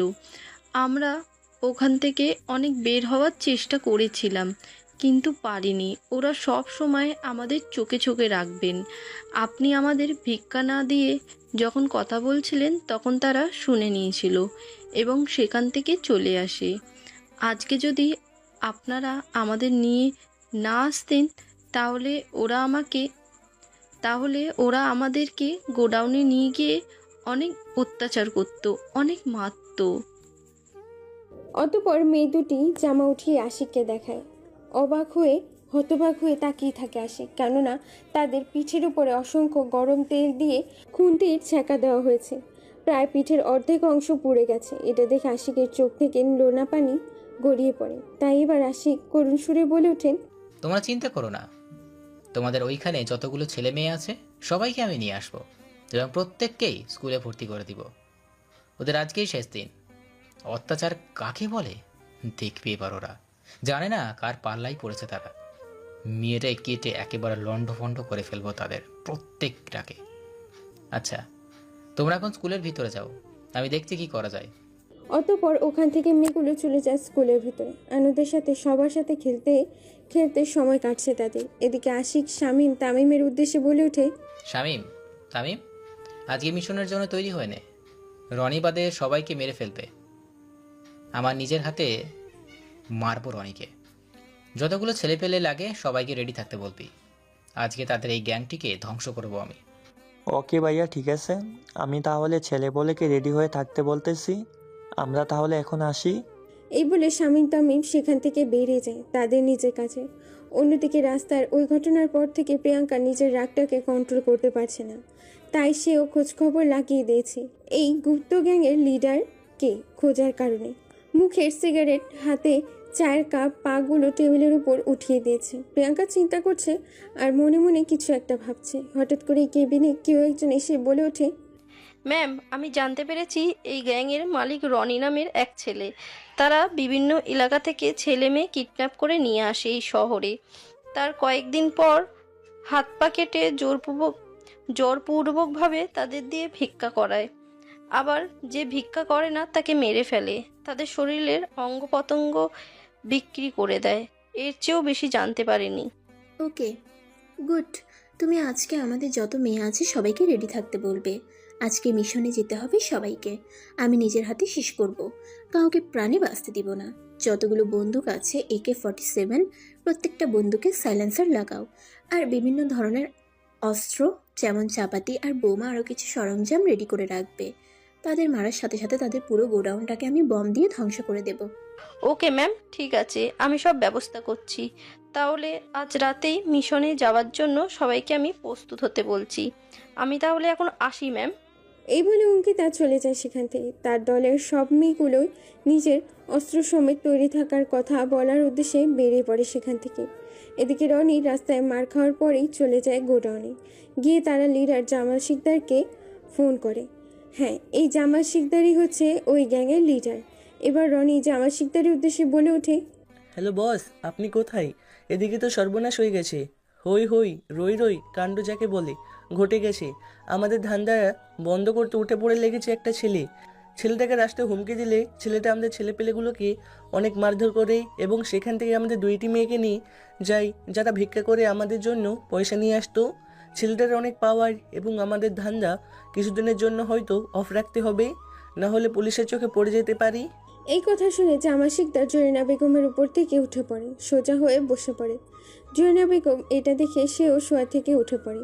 আপনারা ঠিক ধরেছেন, আজকেও তারা দেহ খেতুরদের মতো শরীরের ক্ষুধা মেটাতে আবারও শারীরিক সম্পর্কে লিপ্ত হয়। অবশ্য প্রতি তারা এটা ছাড়া আর কী বা করবে? কেননা জরিনা বেগম হচ্ছে শহরের মোস্ট ওয়ান্টেড ক্রিমিনাল, সাথে একজন বিশ্বসুন্দরী দেহ ব্যবসায়ী। জামাল শিকদার আর জরিনা বেগম এতক্ষণ একে অপরের সাথে রঙ্গলীলায় মেতে উঠেছিল। রনির ফোন পেয়ে জামাল শিকদার ফোন রিসিভ করে শোয়ার অবস্থায়। আর ফোনের ওপাশের কথাগুলো শুনে জরিনা বেগমের উপর থেকে উঠে সোজা হয়ে দাঁড়ায় আর বলে ওঠে, কি এই খবর তুই এখন জানাচ্ছিস? কার এত বড় কলিজা যে এই জামাল শিকদারের কাজে বাধা দেয়? তাকে যেখান থেকে পারিস তুলে নিয়ে আয়। তাকে আমি নিজের হাতে জবাই করব এবং তার মাথার মুন্ডুটা দিয়ে আমি ফুটবল টুর্নামেন্ট খেলবো। আর কোনো ধান্দা বান্দা বন্ধ থাকবে না। প্রয়োজনে 2 জনের জায়গায় 10 জন মেয়ে তুলে আনবি, তবুও আমি আমার ধান্দা অফ রাখতে পারবো না। যেখান থেকে পারিস ওই শালা শুয়োরের বাচ্চাটাকে তুলে নিয়ে আয়। আমি বর্তমানে ডেটিংয়ে আছি, আমাকে আর বিরক্ত করিস না। যা করার তোরা কর, আমি রাতে গোডাউনে চলে আসবো। এই বলে রনিকে আর কোনো কিছু বলতে না দিয়ে ফোন কেটে দেয় জামাল শিকদার। আবার জরিনা বেগমের কে ধূপ করে বিছানায় ফেলে দেয়। তারপর শুয়ে পড়ে, ঠোঁটগুলো চুষতে থাকে নিজের মতো করে। ধীরে ধীরে নিচে নামতে থাকে, সারা শরীর চোখে মুখে চুমু দিয়ে ভরিয়ে দেয়। অতঃপর আবারও লিপ্ত হয় নিজের কাছে। আশিক অফিস শেষ করে বাসায় চলে আসে। প্রিয়াঙ্কা ও মাফি মিষ্টি তারাও চলে যায় বাড়িতে। এভাবে দেখতে দেখতে দিনটি পেরিয়ে সন্ধ্যা হয়, আবার সন্ধ্যা পেরিয়ে রাত হয়। এখন বাজে রাত মোটামুটি 1টা। গোডাউনের সামনে ঘুরঘুর করছে কয়েকশো ছেলে পেলে, সাথে দেখা যাচ্ছে কয়েকশো মেয়েও আছে। আপনারা ঠিক ধরেছেন, চলে এসেছে 3 গ্যাংস্টার লেডি মাফিয়া কুইনের দলবল। অন্যদিকে ভাইরাল গ্যাংস্টারের ছেলেপেলেগুলো এসে হাজির হয়েছে গোডাউনের সামনে।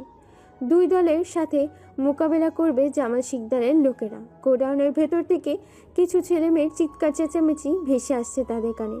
তাই আর 2 দল দেরি না করে 3 গ্যাংস্টার লেডি মাফিয়া কুইনের দলবল সামনের দরজা ভেঙে ভেতরে প্রবেশ করে। আর ভাইরাল গ্যাংস্টার লোকজন পেছনের দরজা ভেঙে গোডাউনের ভেতর প্রবেশ করে। গোডাউনে থাকা লোকগুলো দেখে ফেলে সবাইকে। লেগে যায় তাদের মধ্যে সংঘর্ষ, হতে থাকে গোলাগুলি করার সময় চোখ পড়ে যায় শামীমের সাথে মিষ্টির, মাফির সাথে তামিমের। কিন্তু কেউ কারো চেহারা দেখতে পাচ্ছে না, মুখে পড়া আছে মাস্ক। তাই দুই দলেই হামলা করেছে জামাল শিকদারের লোকেদের ওপরে। দুই দলের সাথে পেরে উঠতে না পেরে প্রাণ হারায় তার দলের অনেক ছেলেপেলে। এটা দেখে রনি সেখান থেকে পালিয়ে যেতে নিলে মাফি মিষ্টি মিলে তাকে ধরে ফেলে এবং তাকে গোডাউন থেকে বের করে নিয়ে এসে গাড়িতে বসায়। অতঃপর বেরিয়ে পড়ে তাদের নিজের গন্তব্যে। এদিকে শামীম তামিম দেখে আর কেউ বেঁচে নেই এবং তারা রনিকে খুঁজে না পেয়ে ওখানে অসহায় ছেলে মেয়েগুলোকে নিয়ে বেরিয়ে পড়ে গোডাউন থেকে। অতঃপর গোডাউনে বোম ফিট করে এলো, বোম দিয়ে উড়িয়ে দেয় গোডাউনের এলাকাটাকে। রনিকে নিয়ে চলে যায় মাফি মিষ্টি তাদের নিজ গন্তব্যে। এদিকে শামীম তামিম মিলে মেয়েগুলোকে নিয়ে আসে। তারপর তাদের খাবার খাইয়ে ভালো কাপড় চোপড় কিছু পোশাক কিনে দিয়ে সে স্কুলে আবারও ভর্তি করে দিয়ে আসে। অতঃপর শামীম তামিম বাড়িতে এসে শামীম আশিকের উদ্দেশ্যে বলে ওঠে, ভাইয়া আমরা আরও রকিকে ধরতে পারিনি, তবে আমরা সব ছেলে মেয়েদেরকে উদ্ধার করে তাদের খাবার খাইয়ে ভালো পোশাক আশাক কিনে তাদেরকে স্কুলে ভর্তি করে দিয়ে এসেছি। তবে হ্যাঁ, আরেকটা মজার বিষয় হলো সেখানে আমার মনে হয় 3 গ্যাংস্টার মাফিয়া কুইনের দলবল ছিল। কেননা আমরা যখন লড়াই করছিলাম তখন আরেকটা লেডি দল এসে আমাদের সাথে কাঁধে কাঁধ মিলিয়ে মোকাবেলা করে তাদের সাথে। আমার মনে হয় তারাই রকিকে উঠিয়ে নিয়ে গেছে সাজা দেবে নিজের হাতে বলে। ওকে, কোনো সমস্যা নেই, ঠিক আছে। তোরা গিয়ে ফ্রেশ হয়ে রেডি হয়ে আয়। সবাইকে উদ্ধার করতে পেরেছিস সেটাই অনেক। আর সেও যেহেতু ধরা পড়েছে লেডি মাফিয়ার হাতে, তাহলে তার মৃত্যু নিশ্চিত। এটাই ফাইনাল, কেননা সে আমাদের থেকেও ভয়ঙ্কর। ওকে ঠিক আছে ভাইয়া। এদিকে গোডাউনে নিয়ে আসে রনিকে চেয়ারের সাথে বেঁধে ফেলে। তার সামনে চেয়ার টেনে বসে পড়ে প্রিয়াঙ্কা। অতঃপর প্রিয়াঙ্কা বলে ওঠে, কিরে, শুধু এই শালার কুত্তার বাচ্চাটাকে ধরে এনেছিস, বাকি আর কাউকে আনতে পারিসনি নাকি শুধু এই বেঁচে ছিল? না আপু, আসলে হয়েছে কি, আমরা যখন গোলাগুলি করেছিলাম তখন আমাদের সাথে আরেকটি দল এসে কাঁধে কাঁধ মিলিয়ে শালা জানোয়ারের বাচ্চাদের সাথে মোকাবেলা করেছে। আপু, আমার মনে হয় এটা ভাইরাল গ্যাংয়ের ছেলেপুলেই ছিল যারা আমাদের সাথে কাঁধে কাঁধ মিলিয়ে মোকাবেলা করছিল। আর আমার মনে হয় তারাই ছেলে মেয়েগুলোকে সহি সালামতভাবে বের করে নিয়ে গেছে গোডাউন থেকে। আর আমরা গোডাউনে বোম বিস্ফোরিত করিনি, এটা করেছে ভাইরাল গ্যাংস্টার গ্যাংয়ের লোকেরা। তাই যাক, শহরে তাহলে ভালো গ্যাংও আছে বলতে হবে। আচ্ছা ঠিক আছে, তোরা এখন তাহলে ফ্রেশ হয়ে আয়, অনেক ধকল গেছে। ততক্ষণ আমি এর একটু ক্লাস নেই, দেখি এর মুখ থেকে কিছু বের করতে পারি কিনা। অতঃপর মাফিয়ার মিষ্টি সেখান থেকে চলে যায়। এদিকে প্রিয়াঙ্কা সিগারেটের প্যাকেট থেকে একটা সিগারেট বের করে নিকোটিনের ধোঁয়া ছাড়তে থাকে। এই বিশ্বাসঘাতক পৃথিবীটাতে বিশ্বময় বাতাসের সাথে থাকুক না কিছু কথা রহস্যময় হিসেবে গল্পের শেষে তুলে ধরা হবে। ততক্ষণ গল্পটা শুনতে থাকুন, অনেক পাওয়ারফুল একটা গল্প। হামেশাই আমাদের জীবনে এরকম গল্প ঘটে যায় যা এই গল্পে তুলে ধরা হয়েছে। গল্পটা 2023 সালের 7 মাস 10 তারিখে লেখা হয়েছে। সো গল্পটা একদম নতুন, দয়া করে সম্পূর্ণ গল্পটা শুনে যাবেন। বক্স থেকে একটা ধারালো কাচের ছুরি বের করে প্রিয়াঙ্কা। ছুরিটা 3 কোনা। কোনো কিছু বলতে না দিয়ে সেই কাচের ছুরিটা দিয়ে গেঁথে দেয় একেবারে রনির ডান চোখে। উপড়ে ফেলে সেই চোখটি ছিটকে গিয়ে পড়ে কোনো এক কোণে। ক্ষতস্থান থেকে গড়গড় করে রক্ত পড়তে থাকে। রনি সজোরে এক গগন কাঁপানো চিৎকার দিয়ে ওঠে, কিন্তু তার এই আর্তনাদ শোনার মতো কেউ নেই। এবার প্রিয়াঙ্কা বলে উঠে হাসতে হাসতে, কে রে, তোর একটা চোখ উপড়ে ফেলেছি, তাতেই এত আত্মনাদ? তুই যাদের হাত পা চোখ উপড়ে ফেলেছিস, যাদেরকে তুই রাতের অন্ধকারে মারধর করিস, সেই নবজাতক শিশুদের দিয়ে ভিক্ষা করাস, তাদের কেমন লাগতো বলতো? তোরা জানিস না এই মাফিয়া কুইন যেখানে আছে, হবে না সেখানে কোনো অবৈধ কাজ কারবার, হবে না কোনো অত্যাচার, হবে না কোনো অন্যায় অবিচার দুর্নীতি। এখন তুই তোর মুখ খুলবি। কে ছিল তোর লিডার? তার নাম কি? সে কোথায় থাকে? আর কোথায় কোথায় তোদের এই ধান্দা চলে? হা হা হা, তুই কি আমায় পাগল ভেবেছিস? তুই যত বড় সিক্রেট মাফিয়া হও না কেন, তবু আমি আমার মুখ খুলবো না। এতে তোর যা ইচ্ছা হয় তাই করতে পারিস আমার সাথে। আরে পাগলা, তুই হয়তো আমার পরিচয়টাই জানিস না। ওকে ঠিক আছে, তুই যেহেতু বলবি না, সো তোকে জোর করব না। আর যেহেতু তোর বাঁচারও ইচ্ছে নেই, তাহলে তোকে বাঁচিয়েও রাখবো না। এটা বলে প্রিয়াঙ্কা রনি নামের সেই ছেলেটিকে আর কোনো কিছু বলতে না দিয়ে বক্স থেকে একটা ধারালো ব্লেড বের করে। অতঃপর সেই ব্লেডটা দিয়ে রনির হাতটা সামনে ধরে। একের পর এক টান মারতে থাকে। মুহূর্তের মধ্যে হাতটা কেটে ফালা ফালা হয়ে যায়। রক্তের যেন স্রোত বয়ে যাচ্ছে। এ যেন এক সমতল সাগর। রনি ব্যথায় চিৎকার করে বলে ওঠে, দেখ, তুই আর আমাকে মারিস না, আমাকে ছেড়ে দে প্লিজ, তোর পায়ে পড়ি, আমার প্রাণটা ভিক্ষে দে আমায়। এই কথা শুনে প্রিয়াঙ্কা আরও উচ্চস্বরে হাসতে থাকে। এবার প্রিয়াঙ্কা রনিকে আর কোনো কিছু বলতে না দিয়ে শার্টের কলারটা ধরে টানতে টানতে নিয়ে গিয়ে ছুঁড়ে ফেলে দেয় এসিডের ডামে। ফুটন্ত এসিডে পড়ার সাথে সাথে মাংসগুলো গলে পড়ে যায়। শুধু শোনা যাচ্ছে রনির আর্তনাদ, কিন্তু কাউকে দেখা যাচ্ছে না। ভেসে ওঠে ড্রামের উপর নিথর দেহ, মানে শুধু কঙ্কালটা। অন্যদিকে শহরের মধ্যে বোমা বিস্ফোরিত হওয়ার ঘটনা তুলে ধরেছে সাংবাদিক। দেশ টিভির চ্যানেলের সাংবাদিক বলছে, ইতিমধ্যে আমরা দাঁড়িয়ে আছি শহরের মধ্য ঠিক মাঝখানটায়। গতকাল রাতে মাল্টি ন্যাশনাল গোডাউনে বোমা বিস্ফোরিত হয়ে সব কিছু ধ্বংস করে দিয়েছে কে বা কারা। পরে আমরা ঘটনাস্থলে এসে জানতে পারি এর আরেকটা গোপন রহস্যের কথা। এখানে বিভিন্ন এলাকা থেকে অসংখ্য ছেলে মেয়েদের কিডন্যাপ করে নিয়ে আসতো এবং তাদেরকে দিয়ে জোরপূর্বকভাবে ভিক্ষা করানো হতো। এই খবর পেয়ে 3 গ্যাংস্টার লেডি মাফিয়া কুইন ও ছদ্মবেশী ভাইরাল গ্যাংস্টারের গ্যাং লিডার এসে তাণ্ডব চালায় ঘটনাস্থলে। শিশুদেরকে উদ্ধার করে নিয়ে যায় সেই গ্যাংস্টারগুলো এবং বোম দিয়ে উড়িয়ে দেয় তাদের এই গোডাউনটাকে। এই ছিল আজকের এখানে ব্রেকিং নিউজ। এতক্ষণ যেভাবে সঙ্গে ছিলেন সেভাবে থাকুন দেশ টিভি। এই খবর দিয়েছিল এতক্ষণ জামাল শিকদার। জামাল শিকদার খবর শুনে বুকে হাত দিয়ে সোফায় বসে পড়ে। তা দেখে কিছু মেয়ে তাকে ধরতে আসে। সব কটা মেয়ে তার সাথে রাতে একান্ত সময় কাটায়। এই প্রত্যেকটা মেয়ে হচ্ছে নিষিদ্ধ পল্লীর মেয়ে, যারা টাকার বিনিময়ে রাতে তার কাছে থাকে। আসলে কোটি কোটি টাকার মালিক হচ্ছে জামাল শিকদার, তাই সে দুনিয়াটাকে নিজের রাজত্ব বলে মনে করে। কিন্তু সে ভুলে গেছে মৃত্যুর পরেও আরেকটি জীবন আছে, সেটি হলো পরকাল।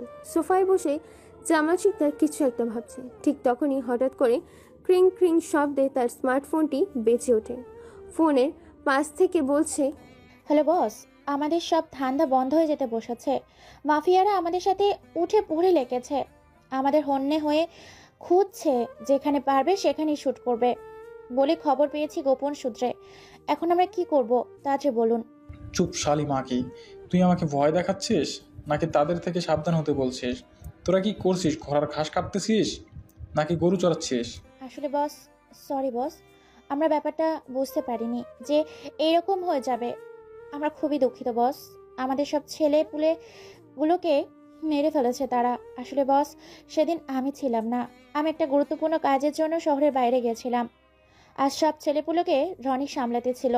সেদিন ভাগ্য ভালো আমি ছিলাম না গোডাউনে, না হলে তাদের সাথে আমিও মারা যেতাম সেখানে। চুপ শালি, আর একটাও কথা বলবি না, না হলে তোর জিভ টেনে ছিঁড়ে ফেলবো। শালি, আমার সাথে কাজ করে এতদিনও কিছু শিখতে পারলি না। এই শালি শোন, আমি যেটা বলি সেটাই করবে, না হলে তোকে রাতে এমন প্রোটেকশন দিব যে একদিনে প্রেগনেন্ট হয়ে যাবি। এই কথা শুনে মায়া খক খক করে কেসে ওঠে আর বলে ওঠে, শালা লুচ্চা বইরা বেটা, মাথায় চুল পেকে গেছে, গায়ের চামড়া ঝুলে গেছে, তবুও শালা শরীরের চাহিদা মেটে না। এরকম অত্যাচার লোড নিতে না পেরে বুঝি এর বউটা মরছে। শালা লুচ্চা বেটা। কিরে শালি, কই গেলি? চাঁদের দেশে হারিয়ে গেলি নাকি? শোন মন দিয়ে কথাগুলো। তুই যে কারো হোক, খোঁজ খবর নিয়ে শহরে কোথায় তারা আছে, তাদের পাওয়ারটা কতটুকু, তুই 2 গ্যাংয়ের সম্বন্ধে ভালো ইনফরমেশন বের কর। ততক্ষণে আমিও জরিনা বেগম মিলে দেশের বাইরে যাব কিছু টপ আন্ডারওয়ার্ল্ড মাফিয়াকে হায়ার করতে, যারা টাকার বিনিময়ে তাদের সাথে টক্কর নেমে। আমি ফিরে না আসা পর্যন্ত পুরো গ্যাংটাকে তুমি হ্যান্ডেল করবে। কথা বোঝা গেছে? জি বস, আমি সব বুঝতে পেরেছি। আপনি তাহলে আপনার মতো প্ল্যান সাজাতে থাকুন, আর এদিকে আমিও আমার খেল শুরু করে দিই। মানে কি বলতে যাচ্ছ তুমি? না বস, মানে মানে আসলে আপনি তো শহরের বাইরে যাবেন, তাই গ্যাংটাকে কিভাবে পরিচালনা করব সেটাই ভাবছে, এবং কিভাবে তাদের খবর নিব, এটাই আর কি। অতঃপর জামাল শিকদার আর কোনো কিছু না বলে ফোনটা কেটে দেয়। জামাল শিকদার গায়ে একটা টি-শার্ট দিয়ে বেরিয়ে পড়ে জরিনা বেগমের বাড়ির উদ্দেশ্যে। জরিনা বেগমের বাড়িতে গিয়ে চলে যায় তার নিজের রুমে। গিয়ে দেখে জরিনা বেগম নেই, তাই জিজ্ঞেস করে তার একটা কাজের মেয়েকে। কাজের মেয়েটি বলে বাথরুমে গোসল করছে। এটা শুনে জামাল শিকদার চলে যায় সোজা বাথরুমে। জরিনা বেগম জামাল শিকদারকে এভাবে দেখে হতবাক। জামাল শিকদার জরিনা বেগমকে কোনো কিছু বলতে না দিয়ে আবার ঝাঁপিয়ে পড়ে রঙ্গনীলায়। খেলায় শুরু হয়ে যায় বাথরুমে। এভাবে অনেক সময় কাটিয়ে বিকেলের ফ্লাইটে জরিনা বেগম ও জামাল শিকদার পাড়ি জমায় চীনের দেশে। সেখানে গিয়ে একটা রিসর্টে ওঠে, একটা রুম ভাড়া নেয় এক রুমে থাকবে বলে। সেদিনের মতো দিনটা রঙ্গনীলা ও ফুর্তিতে কাটিয়ে দেয় তারা। পরের দিন সকালে ঘুম থেকে উঠে ফ্রেশ হয়ে বেরিয়ে পড়ে একটা কনফারেন্সের উদ্দেশ্যে। এই কনফারেন্সে উপস্থিত থাকবে প্রায় কয়েকটা দেশের মাফিয়া। দেখতে দেখতে কনফারেন্স রুমে চলে আসে তারা। কনফারেন্স রুমে এসে চীনের ড্রাগ সেডু মাফিয়া বলে ওঠে, well done mister Jamal Sikdar and Zarina Begum, how are you? You are also right. I am fine, you all right.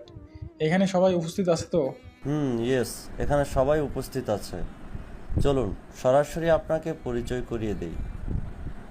Hello guys, look at the me, come to the legal point. ইনি হচ্ছে মিস্টার জামাল শিকদার, আর ওনার পাশে হচ্ছে ওনার মিসেস জরিনা বেগম। ওনারা এখন আপনাদের সাথে কিছু কথা বলবেন, ডিল ফাইনাল করবেন কথার শেষে। দেখুন, পৃথিবীর বৃহত্তম স্থানে ও আন্ডারওয়ার্ল্ডের রাজত্ব বর্তমানে যে গ্যাংটি করছে সেটা হচ্ছে 3 গ্যাংস্টার লেডিস মাফিয়া কুইন। এই পৃথিবীর দ্বিতীয় স্থানে যে গ্যারান্টি আছে সেটি হচ্ছে ভাইরাল গ্যাংস্টার এর গ্যাং লিডার। আপনাদের সবার সহযোগিতা নিয়ে আমি এই দুটি গ্যাংকে পৃথিবী থেকে বিতাড়িত করতে চাই। বিনিময়ে যত কোটি টাকা বেনিফিট লাগবে সেটা আমি দেবো আপনাদেরকে। এই কথা শুনে কয়েকজন মাফিয়া বসা থেকে উঠে দাঁড়িয়েছে। দুই গ্যাংয়ের নাম শুনে কিছু কিছু মাফিয়া হাঁটু কাঁপতে শুরু করেছে, কেননা তারা জানে কতটা ভয়ঙ্কর এই মাফিয়া। যাকে একবার ধরে তাকে মাটির নিচে একেবারে দাবিয়ে ফেলে। এখানে উপস্থিত আছে 8টি গ্যাং, তার মধ্যে 5টি গ্যাং হচ্ছে পরিচালনা করে মেয়েরা। এটা শুনি এজেন্ট মাফিয়া কুইংয়ের গ্যাং লিডার বলে ওঠে, আরে ওম্যাড, তুমি কি পাগল? তুমি ডেরা মাছ হয়ে পুঁটি মাছের সাথে পাঙ্গা নিতে যাচ্ছ? আরে তোদের তো সে একেবারে গিলে খাবে, দাঁত দিয়ে চাবাবে না পর্যন্ত। তোদের সাথে আমি ডিল ফাইনাল করব না। আমি চাই না আমার প্রাণটা হারাতে, কারণ অর্ধেকের বেশি রাজ করছে গোটা পৃথিবীতে তারই লোকজন। তার একটা ফোনে বেরিয়ে আসবে হাজারো ছেলে মেয়ে, আর সেখানে তাকে মারতে যাবি তোরা। সিক্রেট এজেন্ট মাফিয়া কুইনের মুখে এরকম কথা শুনে প্রায় অর্ধেক মাফিয়ারা ঘামতে শুরু করে দিয়েছে। সবার পা কাঁপছে, কারণ সবাই জানে সে কতটা ভয়ঙ্কর, হিংস্র। একবার খেপে গেলে রক্ষা নেই কারো। সে একবার যাকে ধরে তাকে একেবারে মাটির নিচে দাবিয়ে ফেলে। সিক্রেট এজেন্ট মাফিয়া কুইনের মুখে এরকম কথা শুনে বসা থেকে উঠে দাঁড়ায় সাইবার ওয়ার্ল্ডের লেডি মাফিয়া, বলে, তুমি ঠিক বলেছ, আমরা আজকেই ওই দেশে যাব। তার আগে তুমি বসকে সব কিছু ফোনে খুলে বলো, আর সব কিছু রেডি রাখতে বলো, কারণ আজকেই তারা দেশে ব্যাক করবে, সাথে আমরাও যাব। অতঃপর এই বলে সিক্রেট এজেন্ট মাফিয়া কুইন সেখান থেকে বেরিয়ে যায়। তার দেখা দেখি সাইবার ওয়ার্ল্ডের লেডি মাফিয়া বেরিয়ে যায়। তাদের এরকম কথাবার্তা শুনে ভয়ে কিছু মাফিয়া ডিল ফাইনাল না করে নিজেদের প্রাণ বাঁচানোর ভয়ে মিটিং থেকে বেরিয়ে যায়। অন্যদিকে কিছু মাফিয়া মিলে প্ল্যান করতে বসে যায় কি থেকে কি করবে, কিভাবে 3 গ্যাংস্টার লেডি মাফিয়া কুইন ও ভাইরাল গ্যাংয়ের লিডারকে কিভাবে পৃথিবী থেকে বিতাড়িত করবে।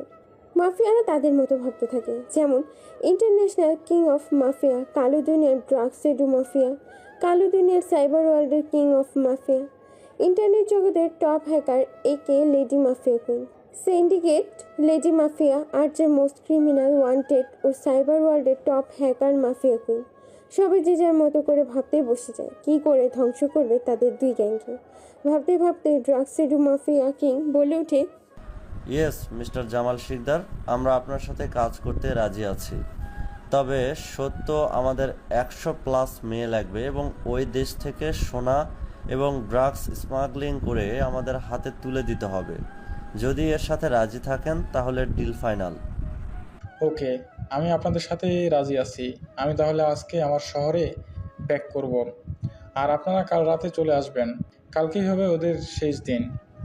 এই বলে জামাল শিকদার সেখান থেকে জরিনা বেগমকে নিয়ে বেরিয়ে পড়ে তার নিজের দেশের উদ্দেশ্যে। অন্যদিকে সিক্রেট এজেন্ট মাফিয়া কুইন এবং সার্ভার ওয়ার্ল্ডের মাফিয়া একসাথে একটা কফি শপে বসে কিছু একটা ভাবছে। তখন সিক্রেট এজেন্ট মাফিয়া কুইন বলে ওঠে, আমাদের উচিত বসকে সবকিছু খুলে বলা, না হলে আমরা পরে বিপদে পড়তে পারি। কারণ তারা সবাই বসকে মারার জন্য উঠে পড়ে লেগেছে। এখন আমাদেরকেই কিছু করতে হবে। তুমি ঠিক বলেছ। আমরা আজকেই ওই দেশে যাব। তার আগে তুমি বসকে সবকিছু ফোনে খুলে বলো আর সবকিছু রেডি রাখতে বলো, কারণ আজকেই তারা দেশে ব্যাক করবে, সাথে আমরাও যাব। ওকে, ঠিক আছে, তুমি তাহলে সবকিছুর ব্যবস্থা করো, আমি সবকিছু আজকেই ফোন করে জানিয়ে দিচ্ছি। এই বলে secret agent mafia queen phone করে 3 গ্যাংস্টার লেডি মাফিয়া কুইনকে সব কিছু বলে দেয়। অতঃপর তারা দুজন সেই কফি শপ থেকে বেরিয়ে পড়ে ওই দেশে যাওয়ার উদ্দেশ্যে। সব কিছু গোছগাছ করতে শুরু করে দেয়। অন্যদিকে মায়া নামের সেই মেয়েটি ডবল গেম খেলার জন্য প্রস্তুত হয়ে আছে, অপেক্ষা আছে শুধু সময়ের অভাবে। সময় হলে সে তার দেখাবে খেলা। দেখতে দেখতে দিন পেরিয়ে সন্ধ্যা হয়। সন্ধ্যার ফ্লাইটে জামাল শিকদার ও জরিনা বেগম এবং অন্য ফ্লাইটে সিক্রেট এজেন্ট মাফিয়া কুইন এবং সার্ভার ওয়ার্ল্ডের লেডি মাফিয়া বাংলাদেশের উদ্দেশ্যে ব্যাক করে। কয়েক ঘন্টা অতিক্রম করে তারা দেশে ল্যান্ড করে। সকলে যে যার নিজ গন্তব্যে পৌঁছে যায়। সিক্রেট এজেন্ট মাফিয়া কুইন এবং সাইবার ওয়ার্ল্ডের মাফিয়া চলে যায় 3 গ্যাংস্টার কুইনের কাছে। দেখতে দেখতে একদিন পেরিয়ে যায়। অন্যদিকে মায়া জামাল শিকদারের সাথে দেখা হয়ে গেছে। জামাল শিকদারের কথা মতো মায়া সব তথ্য এনে দেয় জামাল শিকদারকে। মনে মনে মায়া কিছু একটা প্ল্যান করে রেখেছে, শুধু সময়ের অভাবে কিছু করতে পারছে না। পরের দিন ইন্টারন্যাশনাল কিং অফ মাফিয়া, কালো দুনিয়ার ড্রাগ সেডু মাফিয়া, কালো দুনিয়ার সাইবার ওয়ার্ল্ডের কিং অফ মাফিয়া, ইন্টারনেট জগতের টপ হ্যাকার একে lady mafia queen, syndicate lady mafia, আর যে মোস্ট ক্রিমিনাল ওয়ান্টেড ও সাইবার ওয়ার্ল্ডের টপ হ্যাকার মাফিয়া কুইন সবাই ল্যান্ড করে বাংলাদেশের মাটিতে। জামাল শিকদার তাদেরকে রিসিভ করে নিয়ে আসে তার বাংলোতে। যে যার মতো প্ল্যান করতে থাকে। অবশেষে পরিকল্পনা করে কিভাবে কি করবে। অট্টহাসিতে মেতে ওঠে সবাই মিলে পরিকল্পনা করেছে টোপ বানাবে, যে টোপটা খেলে সহজে বংশীতে ধরা পড়বে। 3 গ্যাংস্টার লেডি মাফিয়া কুইন এবং ভাইরাল গ্যাংস্টারের গ্যাং লিডার। প্ল্যানটা ছিল এরকম: কিছু মেয়েকে এবং ড্রাগ ও সোনা সব মিলিয়ে বাইরের দেশে পাচার কথা পৌঁছে দেবে তাদের 2 গ্যাংস্টারের মাঝে। এ কথা শুনেই অবশ্য তারা ছুটে আসবে তাদেরকে বাঁচাতে, আর তখনই ঝাঁপিয়ে পড়বে তাদের উপরে। এটাই ছিল তাদের পরিকল্পনা, মাছ ধরার ময় মশলা দিয়ে বানানো টোপ। দেখতে দেখতে সময় হয়ে আসে রাত বাজে 2টা। এই ঘন কালো আধারে পাহাড়ি রাস্তার মাঝখানে গাড়িতে তুলছে মালামাল ইন্টারন্যাশনাল কিং অফ মাফিয়া, কালো দুনিয়ার ড্রাগ সেডু মাফিয়া, কালো দুনিয়ার সাইবার ওয়ার্ল্ডের কিং অফ মাফিয়া। উপস্থিত আছে ইন্টারনেট জগতের টপ হ্যাকার একে lady mafia queen, secret lady mafia, আর যে মোস্ট ক্রিমিনাল ওয়ান্টেড ও সাইবার ওয়ার্ল্ডের টপ হ্যাকার মাফিয়া কুইন। তারা সবাই যে যার মতো মালামাল তুলছে গাড়িতে। হঠাৎ করে দুদিক থেকে দুজন আগন্তুক আসে। আগন্তুক দুটির পরনেই মাথায় কালো রঙের হেড, চোখে সানগ্লাস, হাতে গ্লাভস, পরনে জ্যাকেট ও প্যান্ট, পায়ে শু, কপালে রুমাল বাঁধা, মুখে সিগারেট, ডান হাতে বন্দুক। এগিয়ে আসে তাদের দিকে। তারা বুঝে গেছে মাছ টোপের সন্ধান পেয়ে গেছে। তাই সব মাফিয়া মিলে মনে মনে অট্টহাসিতে মেতে ওঠে। কিন্তু কেউ এটা বুঝতে পারছে না কে 3 গ্যাংস্টার আর কে ভাইরাল গ্যাংস্টার। হাঁটতে হাঁটতে চলে আসে তাদের সামনে। তাদেরকে দেখেই জামাল শিকদার বলে ওঠে, কিরে, খবর পেয়ে গেছিস যে যে আজকেই তোদের জান কবজ করা হবে? তাই মৃত্যুর খাতায় হাজিরা দিতে এসেছিস নাকি? এবার 3 গ্যাংস্টার লেডি মাফিয়া কুইন এবং ভাইরাল গ্যাংস্টারের গ্যাং লিডার উচ্চস্বরে হাসতে থাকে। হাসতে হাসতে 3 গ্যাংস্টার লেডি মাফিয়া কুইন বলে ওঠে, আবাল দেখেছি কিন্তু তোর মতো আবাল দেখিনি। কোনোদিন কোথাও শুনেছিস যে আজরাইল নিজেই নিজের জান কবজ করে? না তো, কোথাও শুনিনি। শুনবি কি করে, কারণ আজরাইল তো আমি, আর আজরাইল তোর সামনে দাঁড়িয়ে আছে। তাই নাকি? তুই জানিস এখানে আমরা কতগুলো মাফিয়া আছি? তোদের আজকে এমনভাবে মারবো যেটা ইতিহাসের পাতায় রচনা হিসেবে থাকবে। ভালো করে তাকিয়ে দেখ আমার সাথে কে কে আছে। শোন তাহলে, ইন্টারন্যাশনাল কিং অফ মাফিয়া, কালো দুনিয়ার ড্রাগ শুধু মাফিয়া, কালো দুনিয়ার সাইবার ওয়ার্ল্ডের কিং অফ মাফিয়া উপস্থিত আছে। ইন্টারনেট জগতের টপ হ্যাকার একে lady mafia queen, syndicate lady mafia আর জে, মোস্ট ক্রিমিনাল ওয়ান্টেড ও সাইবার ওয়ার্ল্ডের টপ হ্যাকার মাফিয়া কুইন। আহা মিস্টার জামাল শিকদার, এত কথা বলার কি আছে? ফায়ার অ্যান্ড শুট, কথা ছাড়াই অ্যাকশন মুভি শুরু করে দেন। খেলা বড় হওয়ার আগেই খেলাটা শেষ করে দেয়। এই তোমরা কি দেখছো? তোমাদের কি চীন থেকে শুধু তোমাদের চেহারা দেখার জন্য এখানে নিয়ে আসা হয়েছে? ফায়ার অ্যান্ড শুট, গুলি করে ঝাঁঝরা করে দাও তাদের দুজনের বুক, খণ্ড খণ্ড করে দাও তাদের দেহটাকে। এই বলে যখনই মাফিয়ারা বন্দুক তাক করবে তাদের দুই গ্যাং লিডারের উপর, তখনই হঠাৎ কোথা থেকে যেন বুলেটের বন্যা হতে থাকে। বোমা হামলা, AK-47, 9mm, BD-08 rifle, M4 rifle, AK-12 rifle, প্রায় আরও 100+ বিভিন্ন ধরনের রাইফেল ও বিভিন্ন ধরনের সরঞ্জাম নিয়ে এসেছে তাদের সাথে মোকাবেলা করতে। এগুলোর সব বন্দুক থেকে বুলেট বের হতে থাকে বৃষ্টির মতো। হঠাৎ করে এত বুলেট আসাতে ইন্টারন্যাশনাল কিং অফ মাফিয়া, কালো দুনিয়ার ড্রাগস সেডু মাফিয়া, কালো দুনিয়ার সাইবার ওয়ার্ল্ডের কিং অফ মাফিয়া, ইন্টারনেট জগতের টপ হ্যাকার একে lady mafia queen, syndicate lady mafia আরজে, মোস্ট ক্রিমিনাল ওয়ান্টেড ও সাইবার ওয়ার্ল্ডের টপ হ্যাকার মাফিয়া কুইন, সব দলের ছেলেপেলেগুলো মুহূর্তের মধ্যেই নিমিষে হাওয়া হয়ে যায়। এখানে উপস্থিত ছিল প্রায় 5000 ছেলেপেলে। তাদের প্রত্যেক দলের ছেলেপেলেকে মেরে শুয়ে দিয়েছে 3 গ্যাংস্টার লেডি মাফিয়া কুইনের দল, এবং তাদের সাথে কাঁধে কাঁধ মিলিয়ে লড়াই করছে ভাইরাল গ্যাংস্টারের গ্যাং লিডারের দলবল। মুহূর্তের মধ্যেই পুরো এলাকাটা শ্মশান ঘাট হয়ে যায়। পা ফেলার মতো কোনো জায়গা নেই, লাশের উপর লাশ পড়ে আছে। জামাল শিকদার তার 4টা দিক থেকে ভালো করে দেখে নেয় কেউ এখানে উপস্থিত নেই।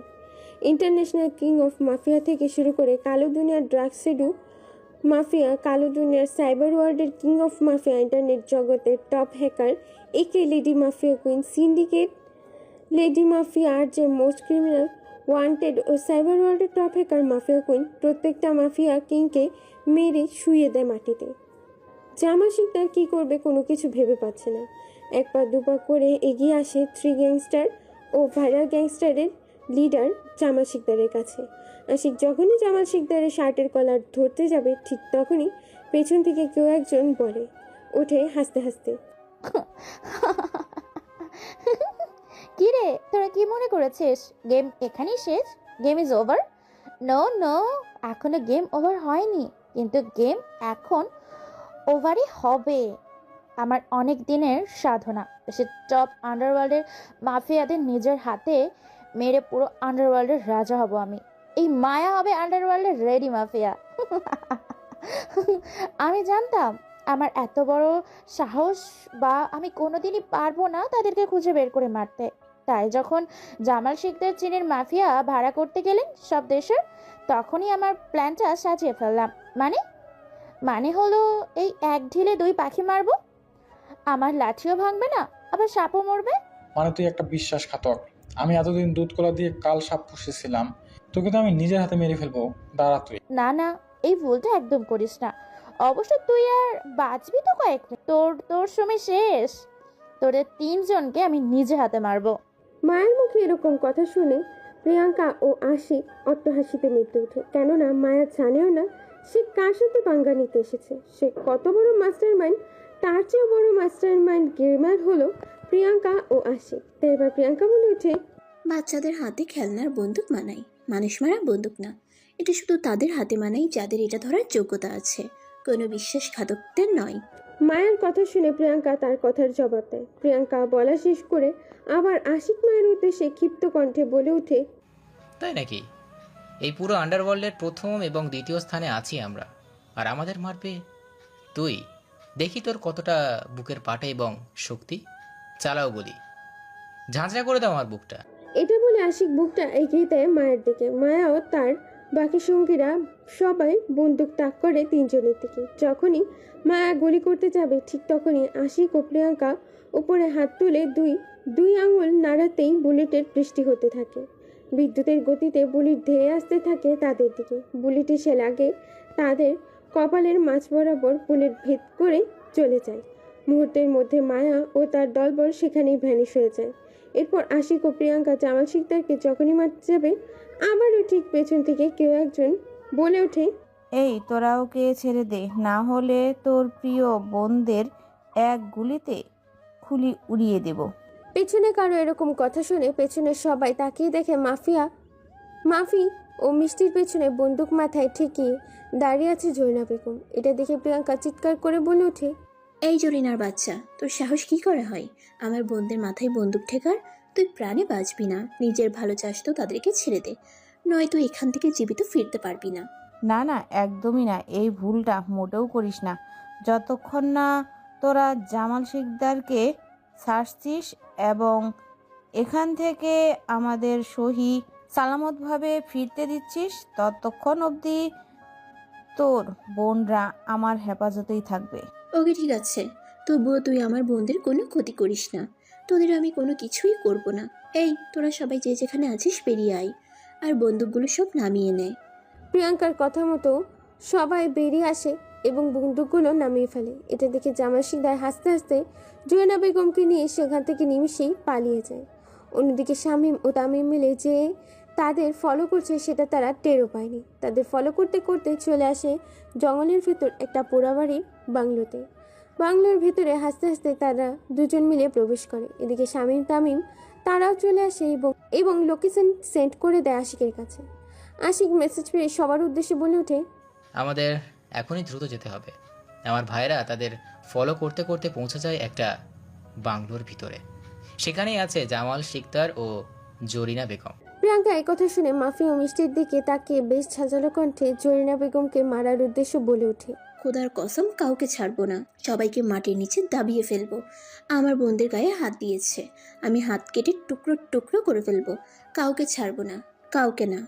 এই বলে বেরিয়ে পড়ে আশিক, প্রিয়াঙ্কা, মাফি, মিষ্টি। হ্যাঁ, মাফি আর মিষ্টিকে ধাক্কা মেরে ফেলে দেয় তাদের কাছে আর পালিয়ে যায় সেখান থেকে। অতঃপর তারা কয়েক মিনিটের মধ্যেই পৌঁছে যায় সেই বাংলোর ভিতরে।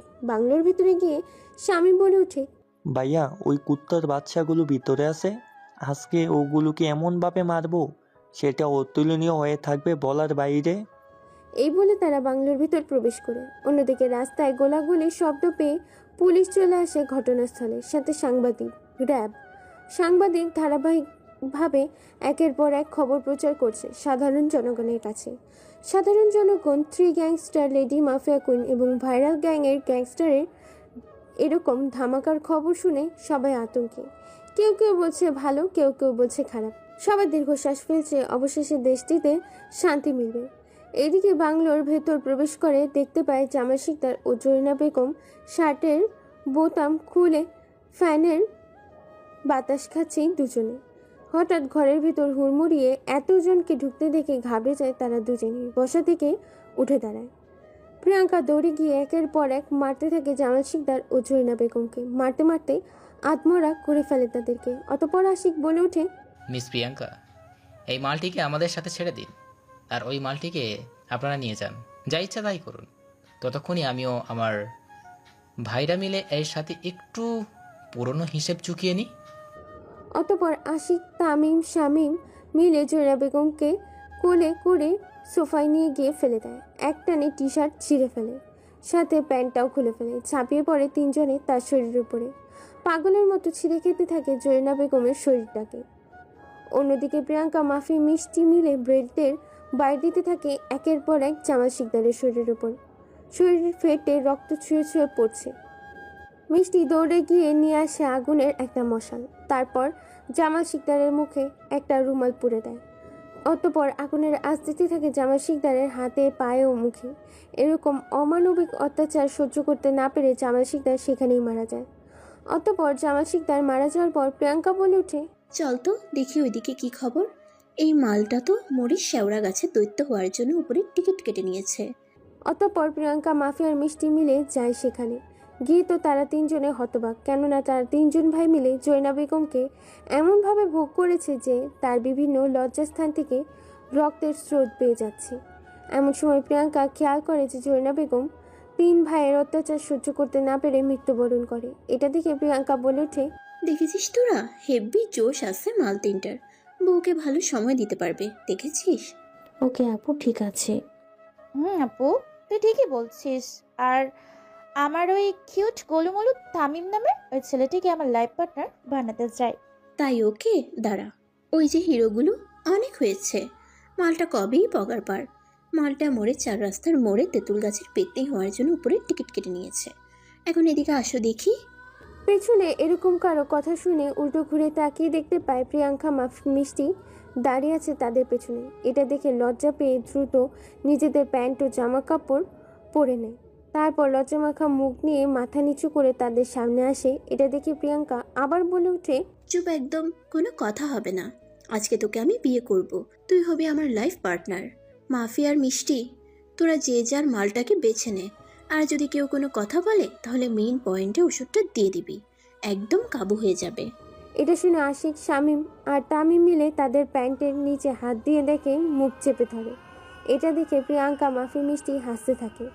অতঃপর 6 জনে মিলে বাংলো থেকে বেরিয়ে আগুন জ্বালিয়ে দেয় বাংলোতে। দেখতে দেখতে তাদের বিয়েটাও হয়ে যায়। এখন একটা রুমের সোফায় বসে আছে প্রিয়াঙ্কা, মাফি, মিষ্টি।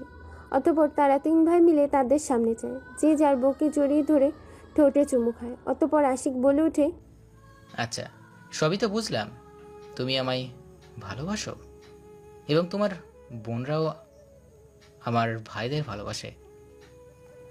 সত্যি কথা বলতে আমরা 3 ভাই ও তোমাদের 3 বোনকে প্রথম দেখাই ভালোবেসে ফেলেছি। সে অনেক বড় কাহিনী, কোনো একদিন বলবো না। তার আগে তোমরা বলো, তোমরা এত বড় মাফিয়া, তাও আবার আন্ডারওয়ার্ল্ডের প্রথম কাতারে এত বড় কি করে হলে? অতঃপর দৌড়ে গিয়ে প্রিয়াঙ্কা আশিককে সোফায় ফেলে দেয়। তার দেখা দেখি মাফি ও মিষ্টি শামীম ও তামিমকে সোফায় ফেলে দেয়। তারপর 3 বোন মিলে তাদের 3 ভাইয়ের ঠোঁটে আলতো করে কিস করে। আর প্রিয়াঙ্কা বলে ওঠে, শোনো তাহলে, আমরা অনেক প্রভাবশালী পরিবারে জন্মগ্রহণ করি। আমার বাবা একজন টপ বিজনেসম্যান ছিলেন। টাকা পয়সা ধন সম্পদের কোনো কিছু অভাব ছিল না। আমি সবার বড়, তারপরে মাফি, তারপরে মিষ্টি। আমরা 3 জনই এক একজনের থেকে এক এক বছরের ছোট। বেশ সুখে চলছে আমাদের দিনকাল, কিন্তু এই সুখ আর বেশি দিন রইল না। চলে এলো এক কাল নাগিনী আমাদের সংসার ভাঙতে। বাবার বিয়ে বাবাকে পটিয়ে পাটিয়ে বাবার সাথে ফষ্টি নষ্টি করে অবৈধ সম্পর্কে যুক্ত হয়। এক পর্যায়ে বাবা সেই মহিলাটির উপরে আকর্ষিত হয়ে যায়। অতঃপর একদিন রাতে এসে বাবা মাকে অনেক মারধর করে আর মাকে হুমকি দেয় তাকে যেন ডিভোর্স দেয়, আর বাড়ি ছেড়ে চলে যায়। মা যেতে না চাইলে মাকে রাগের মাথায় বাবা হত্যা করে। তারপর বাবা কেসটা এমনভাবে সাজায় যে বাবার কোনো সাজাই হয় না। তারপর ওই মহিলাটিকে নিয়ে বাবা বাসায় আসে। মহিলাটা আবার অন্যখানি সম্পর্ক ছিল। অকারণে মহিলাটা বাবার কাছে আমাদের বোকা খাওয়াতো।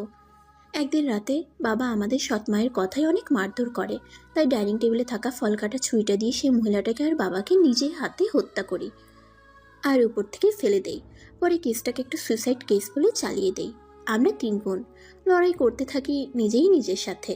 একদিন রাতে বাসায় ফিরছি, ড্রাইভার গাড়ি চালাচ্ছে। দেখি কিছু ছেলেপেলে মিলে একটা মহিলাকে তাড়া করছে। মহিলাটা বাঁচাও বাঁচাও বলে চিৎকার করছে, তাই গাড়ি থামিয়ে সেখানে যাই।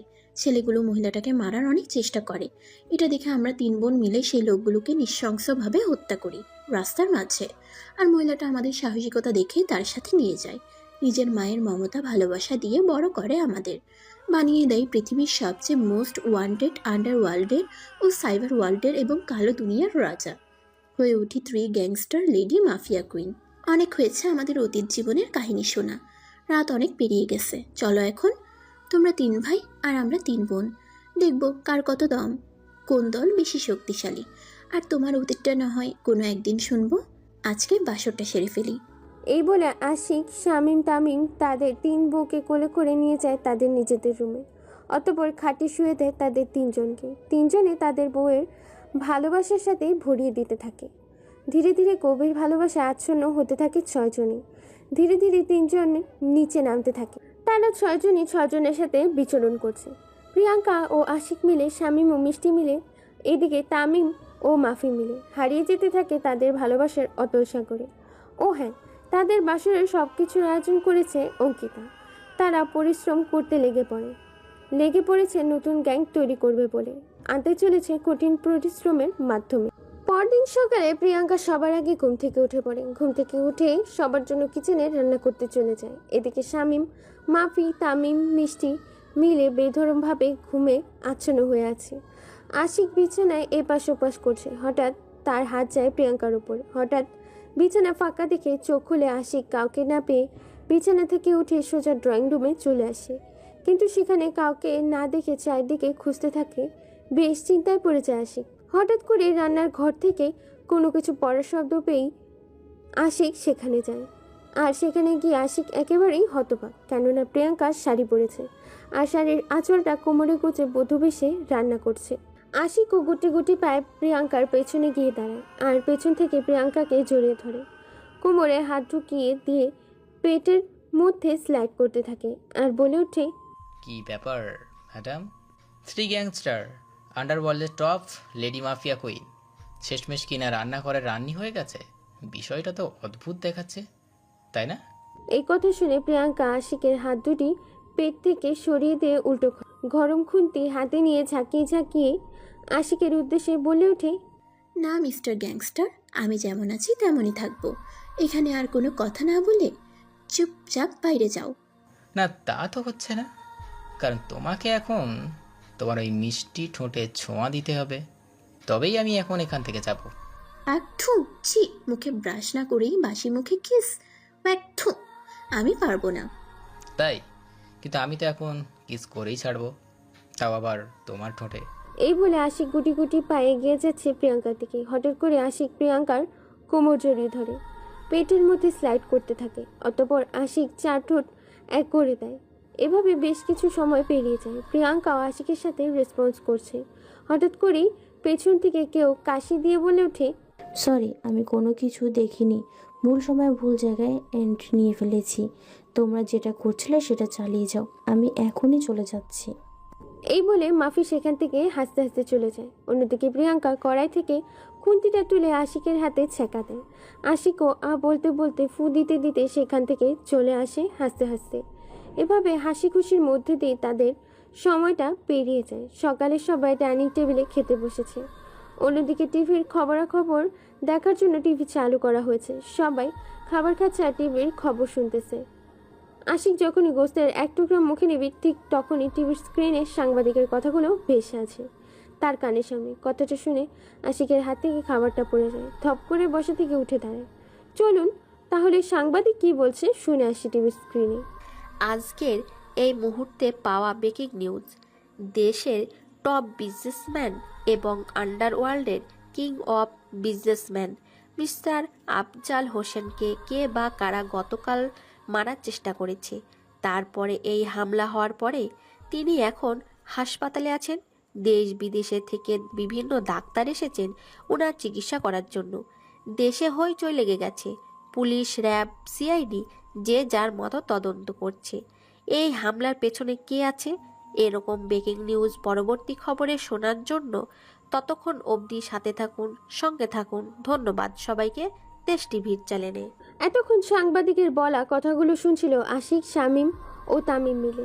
এই কথা শুনে 3 ভাই একেবারে হতবাক। খাবার টেবিল ছেড়ে উঠে পড়ে। তাদের 3 ভাইয়ের এরকম কর্মকাণ্ডে প্রিয়াঙ্কা, মাফি, মিষ্টি একেবারেই হতবাক। তাদের 3 ভাইকে টিভির দিকে তাকিয়ে থাকতে দেখে প্রিয়াঙ্কা বলে ওঠে, আশিক, কি হয়েছে? তুমি খাবার টেবিলে থেকে উঠে পড়লে কেন? কি হয়েছে সবটা আমাদেরকে খুলে বলো। তোমাদের 3 ভাইকে এত অস্থির দেখাচ্ছে কেন? আশিক তবুও কোনো কিছু বোঝে না। 3 ভাই অযোধ্যায় কাছে ডুব দেয় সেই অতীতে। সেই অতীতের কিছু স্মৃতির অল্প কিছু মুহূর্তের জন্য। কোটিপতি বিজনেসম্যানের ছেলে মেয়ে 4 জন আফজাল সাহেবের পুরো পরিবারকে নিয়ে বেশ সুখে কাটছে দিনকাল। অফিস টু বাড়ি এসব করতেই আফজাল সাহেবের দিন পেরিয়ে যায়। অন্যদিকে মিসেস শায়লা বেগম পরিবারের 4 ছেলে মেয়ে সামলাতেই হিমশিম খাচ্ছেন। তাদের বড় ছেলে হচ্ছে আশিক, দ্বিতীয় ছেলে হচ্ছে শামীম, আর তৃতীয় ছেলে হচ্ছে তামিম। সবচেয়ে তাদের ছোট বোন নিঝুম। 4 ভাই বোন দুষ্টু মিষ্টির ভালোবাসা ও খুনসুটির মাধ্যমে পার হচ্ছে তাদের দিনকাল। আশিক একটু ঘাড়তারা টাইপের। তার সাথে যে ভালোই, যার সাথে খারাপ। স্কুল লাইফে কত যে মারপিট করেছে তার হিসেব নেই। কোথায় আছে না, একটা শিয়াল হুক্কা হুয়া করলে পেছন থেকে বাকি সব শিয়ালরাও হুক্কা হুয়া করে বলে ওঠে। ঠিক তেমনি আশিকের দেখা দেখি শামীম ও তামিম এরাও আশিকের মতো মারপিট করতে শিখে যায়। একদিন 3 ভাই মিলে রাস্তা দিয়ে আসছিল। তখনই দেখতে পায় কয়েকটা ছেলে মিলে একটা মেয়েকে জোর করে গাড়িতে তুলে নিয়ে যাচ্ছে। মেয়েটি ছোটার জন্য অনেক ছটফট করছে, কিন্তু কেউ এগিয়ে যাচ্ছে না। মেয়েটিকে তারা জোরপূর্বকভাবে তুলে নিয়ে যায়। এটা দেখে আশিক, শামীম, তামিম মিলে সে গাড়িটাকে ফলো করতে থাকে। ফলো করতে করতে একসময় চলে আসে জঙ্গলের ভেতর। গাড়িটা এসে থামে এই নির্জন পরিত্যক্ত খোলামেলা জঙ্গলের ভেতর। ছেলেগুলো মেয়েটাকে টেনে হিচড়ে গাড়ির ভেতর থেকে বের করে জঙ্গলে এনে ফেলে দেয়। ছেলেগুলো ধীরে ধীরে এগিয়ে যাচ্ছে মেয়েটির দিকে। মেয়েটিও ভয়ে ভয়ে পিছুতে থাকে। হঠাৎ করেই সেখানে চলে আসে তারা 3 ভাই। ছেলেগুলো ছিল 5 জন। 5 জনের মধ্যে একটা ছেলে মেয়েটির ওড়নায় টান মেরে দেয়। ছেলেগুলো দাঁড়িয়ে থাকার কারণে মেয়েটিকে দেখতে পাচ্ছে না তারা তিন ভাই মিলে। ছেলেটি যখনই মেয়েটার জামা ছিঁড়তে যাবে ঠিক তখনই আশিক ছেলেটাকে উল্টো ঘুরিয়ে পরপর কয়েকটা থাপ্পড় লাগিয়ে দেয়। থাপ্পড়ের শব্দে শোনা যাচ্ছে শুধু ঠাস ঠাস। এতগুলো থাপ্পড় খেয়ে ছেলেটা কিছু দূরে ছিটকে গিয়ে পড়ে। অতঃপর তারা বাকি বন্ধুরা আশিককে মারতে আসে আর বলে ওঠে সেই ছেলেগুলোর মধ্যে একজন। এবার সেই মাটি থেকে পড়া ছেলেটা উঠে কাপড়গুলো ঝাড়তে ঝাড়তে আশিকের দিকে এগিয়ে এসে বলতে শুরু করে, এই তোরা নিজেদের প্রাণ বাঁচাতে চাইলে এখান থেকে এখনই ভাগ, না হলে তোরা তিনজনেরই বাঁচবি না। এবার সেই মাটি থেকে পড়া ছেলেটা উঠে কাপড়গুলো ঝাড়তে ঝাড়তে আশিকের দিকে এগিয়ে এসে বলতে শুরু করে, দেখ নিজেদের মধ্যে ঝামেলা করে কি লাভ, আগে আমরা মালটাকে ভোগ করি, তারপর তোরা তিনজন মিলে না হয় মালটাকে শেষ ফিনিশিং দিস। ততক্ষণ তোরা সাইডে দাঁড়িয়ে থাক, আমরা কাজটা করে নেই। ছেলেটির এরকম কথা শুনে শামীম ও তামিম এগিয়ে আসে। এবার আশিক ছেলেটিকে একটু সরিয়ে দিয়ে মেয়েটির দিকে তাকায়, আর মেয়েটিকে দেখে তো আশিক শামীম তামিম একেবারে হতবাক, কেননা মেয়েটি যে তাদের বোন নিঝুম, তাদের কলিজার এক টুকরো অংশ। এটা দেখে আশিক ছেলেটিকে ধাক্কা মেরে সরিয়ে দেয়। ছেলেটি ধাক্কা খেয়ে একটা গাছের সাথে বাড়ি খায়। আশিক চট করেই তার পরে থাকা ব্ল্যাক জ্যাকেটটা খুলে পরিয়ে দেয় তার বোনকে। নিঝুম আশিককে দেখে কান্নায় ভেঙে পড়ে কাঁদতে কাঁদতে বলে ওঠে, ভাইয়া ভাইয়া আমার বাচ্চা, ওরা আমাকে তুলে এনেছে আর তারা আমার সাথে অসভ্যতামি করেছে, প্লিজ তুই তাদেরকে ছাড়বি না। আশিক তার বোনের এরকম অবস্থা দেখে পুরো মাথা যায় বিগড়ে। হাতে পায়ের রোগগুলো ফুলে উঠেছে, চোখগুলো লাল রক্তবর্ণ ধারণ করেছে। রাগে তার শরীর ফেটে যাচ্ছে। তার বোনের শেষ কথাটা তার কানে এখনো ভাসছে, প্লিজ ভাইয়া তুই তাদেরকে ছাড়বি না, তোর বোনের সাথে ওরা অসভ্যতামো করেছে, তুই তাদেরকে ছাড়বি না। বোন কথাগুলো এখনো ভাসছে আশিক শামীম তামিমের কানে। আশিক এবার বসা থেকে উঠে গিয়ে একের পর এক মারতে থাকে ছেলেদেরকে। ছেলেরাও মার খাচ্ছে। তিন ভাই মিলে 5 জন ছেলেকে মেরে শুয়ে দেয় মাটিতে। এত মার খাওয়ার পরও তাদের মধ্যে থেকে জিসান ছেলেটি বলে ওঠে, ওই শালা কুত্তার বাচ্চা, একবার শুধু এখান থেকে ছাড়া পাই, তোদের তিনজনকে আমি দেখে নেব। রাস্তার কুত্তার চেয়ে ভয়ঙ্কর মৃত তোদের তিনজনকে। এই কথা শুনে আশিক তামিম শামীম মিলে উচ্চস্বরে হাসতে থাকে। অতঃপর আশিক হাসতে হাসতে বলে ওঠে, তুই মারবি আমাকে? তোর অত বড় কলিজা আছে?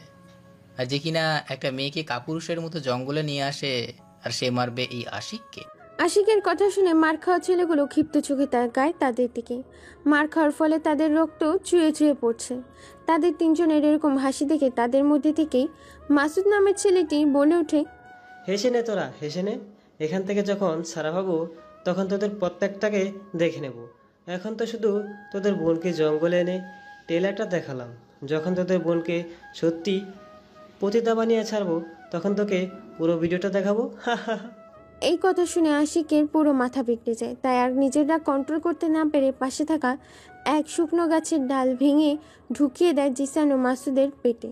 পেটের A4 দিয়ে বেরিয়ে যায় শুকনো কাঠের ডাল, আর সেখানে বলে মাসুদ ও জিসান মারা যায়। এটা দেখে বাকি 3 জন ছেলে পালিয়ে যায় সেখান থেকে। অতঃপর আশিক শামীম তামিম মিলে তার বোনকে জড়িয়ে ধরে। অনেক কান্নাকাটি করে তারা 4 জন মিলে। তারপর তারা তাদের বোনকে নিয়ে চলে আসে বাড়িতে আসতে না আসতেই শায়লা বেগম জর্জরিত গলায় বলে ওঠে, কি রে, তোদের 4 জনের এখন আসার সময় হলো? তোদের নিয়ে আর পারি না, বাপ যেমন ছেলে মেয়ে হয়েছে তেমন। এদিকে 4 জনই কোনো কিছু বলছে না। মুখ ভার করে রুমের ভেতর প্রবেশ করছে শায়লা বেগম। অনেক বকাঝকা করে নিজের রুমে চলে যায়। এদিকে তারা নিজ নিজ রুমে চলে যায়। এভাবে দেখতে দেখতে দুপুর বেরিয়ে বিকাল হয়। বিকেলে আফজান হোসেন, শায়লা বেগম আর 4 ভাই বোন মিলে আনন্দের সাথে খাবার খাচ্ছে। হঠাৎই তখনই ঘরের কলিং বেল বেজে ওঠে। শায়লা বেগমও দরজা খুলে দেয়। বাইরে থাকা ব্যক্তিদের দেখে হতবাক তিনি, কেননা বাইরে দাঁড়িয়ে আছেন ইন্সপেক্টর সোহেল রানা। এবার ইন্সপেক্টর সোহেল রানা বলে ওঠেন শায়লা বেগমের উদ্দেশ্যে, ম্যাম, ভেতরে আসতে পারি? একটা গুরুত্বপূর্ণ কাজে এসেছি, কিছু ইনফরমেশন নেওয়ার ছিল। বিশেষ শায়লা বেগম ইন্সপেক্টরের মুখে এই ধরনের কথা শুনে ভেতরে আসতে বলে। শায়লা বেগম ইন্সপেক্টরের সাথে ভিতরে চলে আসে। পুলিশকে দেখে 4 ভাই বোন উঠে দাঁড়ায় খাবার টেবিল ছিনে। আফজাল সাহেব ইন্সপেক্টর সোহেল রানাকে তাদের বাড়িতে দেখে বলে ওঠে, কি ব্যাপার মিস্টার সোহেল রানা, আপনি এখানে? কোনো কিছু প্রয়োজন জানতে পারি কি? আমার বাড়িতে আসার কারণটা কি? জি স্যার, আমরা আপনার বড় ছেলে আশিককে ধরতে এসেছি। তার নামে কেস করা হয়েছে attempt to murder case. Inspector Sohel রানার মুখে তার ছেলে খুনি এই কথাটা শুনে মিসেস শায়লা বেগম সোফায় ধপ করে বসে পড়ে। অন্যদিকে আফজাল সাহেব খাবার ছেড়ে উঠে পড়েন, অতঃপর চিৎকার দিয়ে বলে ওঠেন, আরে ইন্সপেক্টর, আপনার মাথা ঠিক আছে? আপনি জানেন কার ব্যাপারে কি বলছেন?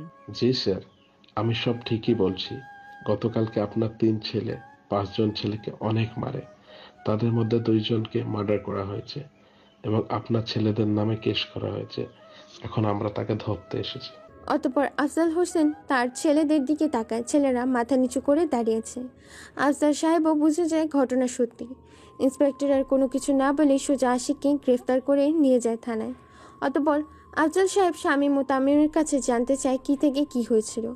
অতঃপর ওইখানে কি কি ঘটনা ঘটেছিল সবটা খুলে বলে নিঝুম। সবটা শুনে আফজাল সাহেব শামীম ও তামিমকে বেশ কয়েকটা থাপ্পড় মারে আর বলে ওঠে, ক্রিমিনাল হয়েছো যে 2টা মার্ডার করেছো। তোমরা তো আইনের সাহায্য নিতে পারতে, কিন্তু তোমরা মার্ডার করেছো। তোমাদের আমি 3 জনকে ত্যায্যপুত্র করব। এভাবে অনেক বকাবকি করার পর বেশ কিছুদিন কেটে যায়, কিন্তু আশিকের জামিন হয় না। কেননা তার বাদীপক্ষ ছিল কোটিপতি বিজনেসম্যান এবং একজন কুখ্যাত সন্ত্রাসী ও বটে, তাই জামিন হয় না। 1 মাস পরে অনেক কষ্টে আশিকের জামিন করে আনে আফজাল সাহেব। মিসেস শায়লা বেগমের অনেক কান্নাকাটি দেখে অতঃপর তাদের 3 ভাইকে অনেক বকাবকি করে আফজাল সাহেব এবং তাদের বাড়ি থেকে বের করে দেয়। যেদিন মানুষের মতো মানুষ হয়ে ফিরতে পারবে সেদিনও তাদেরকে বাড়িতে আসতে বলেছেন মিস্টার আফজাল হোসেন। শায়লা বেগম ও নিঝুম অনেক কান্নাকাটি করেও থামাতে পারেনি, বের করে দেয় আফজাল হোসেন তাদের 3 ভাইকে। অবশ্য ফোনে আফজাল সাহেব ছাড়াও মিসেস শায়লা বেগম ও নিঝুমের সাথে তারা নিয়মিত কথা বলতো। আর আজ এতদিন পর নিজের বাবার উপরে হামলা হওয়ার কথাটা শুনে 3 ভাই হতবাক। কিছুক্ষণ পর ফোন আসে আশিকের ফোনে। ফোনের ওপাশ থেকে বলছে, হ্যালো বাবা, তুই কোথায়? প্লিজ তোরা 3 ভাই ফিরে আয়। আমি আর তোদের বাপ ছেলের মান অভিমান নিতে পারছি না। তোর বাবাকে কে বা কারা খুব জখমভাবে আহত করেছে। আমি এদিকে একা একা সামলাতে পারছি না। তোরা ফিরে আয়, আমার এটাই শেষ কথা। না হলে আর কোনোদিন তোরা আমাকে মা বলে ডাকতে পারবি না। কথাটা বলে মিসেস শায়লা বেগম ফোনটা কেটে দেয়। আশিক ও মায়ের এরকম ঝাড়ি খেয়ে সবার দিকে তাকিয়ে বলে ওঠে, সবাই এখনই ব্যাগ গুছিয়ে নাও, আমাদের এখনই প্যাক করতে হবে, আমাদের নিজ গন্তব্যে মায়ের আদেশ। এটা বলে আশিক সেখান থেকে চলে যায়। আশিকের মুখের কথা শুনে ও মায়ের আদেশের কথা শুনে শামীম ও তামিম চলে যায় নিজেদের রুমে। কোচকাজ করতে শুরু করে দেয় তারা 3 জন মিলে, সাথে তাদের বউয়েরাও। কয়েক ঘন্টার মধ্যেই তারা চলে এসে নিজ গন্তব্যে, মানে হসপিটালে। কুটি কুটি পায়ে এগিয়ে যাচ্ছে করিডোর দিয়ে, আর কিছুটা এগিয়েই পা থমকে যায়, কেননা কেবিনের বাইরে দাঁড়িয়ে আছে মিসেস শায়লা বেগম আর তার মেয়ে নিঝুম। কেবিনের কাছে গিয়ে কাচের জানলার বাইরে দেখতে পায় তার বাবা বৃদ্ধ মিস্টার আফজাল হোসেনকে মৃত্যুর সাথে পাঞ্জা লড়ছে। মুখে অক্সিজেন মাস্ক লাগানো আছে। শায়লা বেগম নিজের 3 ছেলেকে সামনে দেখতে পেয়ে দৌড়ে গিয়ে আশিককে জড়িয়ে ধরে। তার দেখা দেখি শামীম ও তামিমও গিয়ে হাওয়া করে জড়িয়ে ধরে তার মাকে। 3 ছেলেকে একসাথে দেখে শায়লা বেগম বলে ওঠে, তোরা এতদিন কোথায় ছিলিস? এই মায়ের কথা কি একবারও মনে পড়েনি? আর তোদের সাথে ওরা কারা? মা, ওরা হচ্ছে তোমার 3 ছেলের 3 বউ। তার আগে বলো, বাবার এরকম অবস্থা কি করলো? তারপর শায়লা বেগম একে একে সব ঘটনা খুলে বলতে শুরু করলেন। আজ তোর বাবা বিজনেসের জন্য কোথাও যাচ্ছিলেন, সাথে কিছু বডিগার্ড নিয়েছিলেন, আর রাস্তায় কেউ বা কারা হামলা করে। আমার মনে হয় এইসব জাফর শিকদারের কাজ, কারণ তোরা 3 ভাই তার 2 ছেলেকে মেরে ফেলেছিস। তারই প্রতিশোধ নেওয়ার জন্য সে আমাদের পরিবারের উপর হামলা করেছে।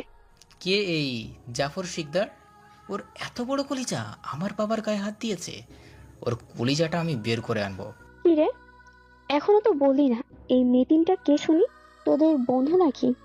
ও সরি, পরিচয় করে দিতে ভুলে গেছি। এই হচ্ছে প্রিয়াঙ্কা, তোমার বড় ছেলের বউ। এই হচ্ছে মাফি, তোমার মেজো ছেলের বউ। আর আমাদের সবচেয়ে ছোট্ট আদরের তামিমের বউ মিষ্টি। ও মা, তাই? আমার 3 বৌমা অনেক লক্ষ্মী মিষ্টি দেখতে রে। আচ্ছা, আমরা এখানে আছি, তোরা গিয়ে ফ্রেশ হয়ে খাওয়া দাওয়া করে আয়। কিরে পাগলি, এখনো দূরে থাকবি নাকি? আমাদের কাছে আসবি? চেহারার একই হাল করেছিস বলতো? খাওয়া দাওয়া করিস না নাকি? আর বলিস না, ওকে নিয়ে হয়েছে আমার যত জ্বালা।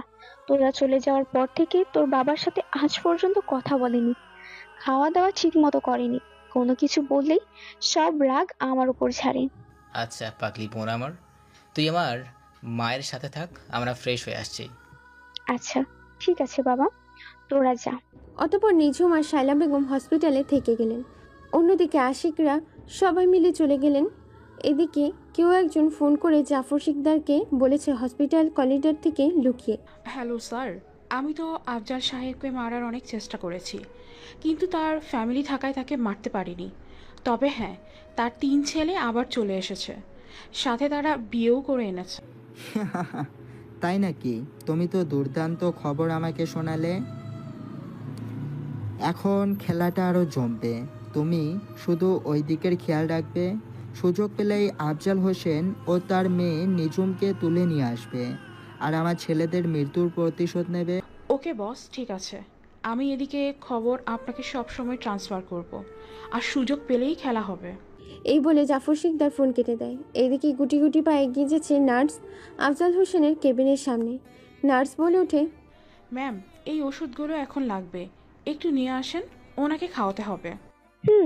আমাকে দিন, আমি নিয়ে আসি। মা নিঝুম, তুই এখানে থাক, আমি ওষুধগুলো নিয়ে আসি। আচ্ছা মা, ঠিক আছে যাও। অতপর শায়লা বেগম চলে যাওয়ার পরে নার্স চোখের ইশারায় কিছু লোককে আসতে বলে। এইদিকে হঠাৎ করে কিছু লোক এসে ক্লোরোফর্ম দিয়ে নাক চেপে ধরে নিঝুমের। নিঝুম কয়েক মিনিটেই সেন্সলেস হয়ে পড়ে। অতপর খুব সাবধানের সাথে কেবিন থেকে নিঝুম ও আফজাল সাহেবকে বের করে নিয়ে আসে সেই নার্সিং। অতপর ফোন করে, হ্যালো স্যার, আমরা মিস্টার আফজাল হোসেন ও নিঝুমকে হসপিটাল থেকে বের করে এনেছি, এখন কোথায় নিয়ে যাব? তাই নাকি? অনেক সুন্দর কাজ করছো। ওকে ঢাকা রেসকোর্স ময়দানের মাঠে নিয়ে আসো, এখানেই শেষ ফিনিশিং খেলাটা খেলবো আমি। ওকে বস। তারপর নার্স সেখান থেকে নিঝুম ও আফজাল সাহেবকে নিয়ে চলে যায়।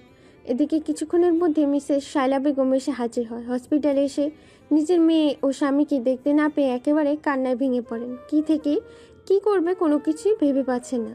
পুরো হাসপাতালটাকে একেবারে মাথায় তুলে ফেলেছেন তিনি। তার এরকম চিৎকার চেঁচামেচিতে বিভিন্ন ডক্টর এসেছে, কেউ কিছু বুঝতে পারছে না কিভাবে কিডন্যাপ হলো মিস্টার আফজাল সাহেব ও তার মেয়ে। সিসিটিভি ফুটেজে দেখা যাচ্ছে কিছু ছেলে একটা নার্স মিলে তাদের কিডন্যাপ করেছে। এটা দেখে শায়লা বেগম ফোন করে আশিকের নম্বরে। ফোনের ওপাশ থেকে বলছে, হ্যালো আশিক, তুই কোথায় বাবা? তাড়াতাড়ি হসপিটালে আয়, তোর বাবা আর বোনকে খুঁজে পাওয়া যাচ্ছে না, তাদেরকে হসপিটাল থেকে কিডন্যাপ করা হয়েছে। মায়ের মুখে এই কথা শুনে আশিক সহ সবাই চলে আসে হসপিটালে। হসপিটালে এসে সবটা জানতে পারে। কিছুক্ষণের মধ্যেই শায়লা বেগমের ফোনে একটা ভিডিও আসে। ভিডিওতে স্পষ্ট দেখা যাচ্ছে তার বোন ও বাবাকে বেঁধে রেখেছে চেয়ারের সাথে। তারই কিছুক্ষণ পর শায়লা বেগমের ফোনে আসে। ফোনের ওপাশ থেকে ব্যক্তিটি বলছে, এই যে মিসেস শায়লা বেগম, আপনার মেয়ে ও স্বামীকে বাঁচাতে চাইলে এই ঠিকানায় এখনই চলে আসুন, সময় মাত্র 10 মিনিট। এটা বলে ফোন কেটে দেয়। আশিক, প্রিয়াঙ্কা, শামীম, মাফি, তামিম আর মিষ্টি আবারও বেরিয়ে পড়ে সেই ভয়ানক গ্যাংস্টার রূপে, হিংস্র হায়নাদের বেশে। এদিকে মিস্টার জাফর শিকদার নিঝুমের গায়ে হাত দিচ্ছে আর বলছে, কিরে, মেয়েটাকে তো সেই বানিয়েছিস, একটা জিনিস বটে। আমার ছেলে দুটো এমনিতে তোর মেয়েকে তুলে নিয়ে যায়নি জঙ্গলে, কিন্তু মাঝখানে তোর গুণধর 3 ছেলে গিয়ে মেরে দিল আমার ছেলে দুটোকে। তারই আজকে প্রতিশোধ নেব। তোর 3 ছেলেকে মেয়ে তোর মেয়ের সাথে বাসর করে, আমি আমার ছেলের প্রতিশোধ নেব। কি বলো টুনটুনি পাখি? ওই জাফর শিকদার একবার ছাড়া পাই তোর কলিজাটা ছিঁড়ে ফেলবো। আমার মেয়ের গায়ে হাত দেওয়ার সাহস তোর হয় কোথা থেকে? গলা একদম নিচে। যদি গলার সাউন্ড পাই না, তাহলে নিজের মেয়ের বাসারটা নিজের চোখের সামনে দেখতে পাবি। সো একদম চুপ। শালা কুত্তার বাচ্চা, তোর সাহস কি করে হয় আমার গায়ে হাত দেওয়ার? তুই জানিস না আমার ভাইরা জানতে পারলে তোর কি হাল করবে? আমাকে তুলে নিয়ে যাওয়ার কারণে তোর 2 ছেলেকে খুন করেছিল তারা, আর তুই আমার গায়ে হাত দিয়েছিস? তোকে জীবন্ত পুঁতে ফেলবে মাটিতে। ও তাই নাকি? তাহলে আসতে দে। তখনই হঠাৎ চোখ খুলে যায় তাদের।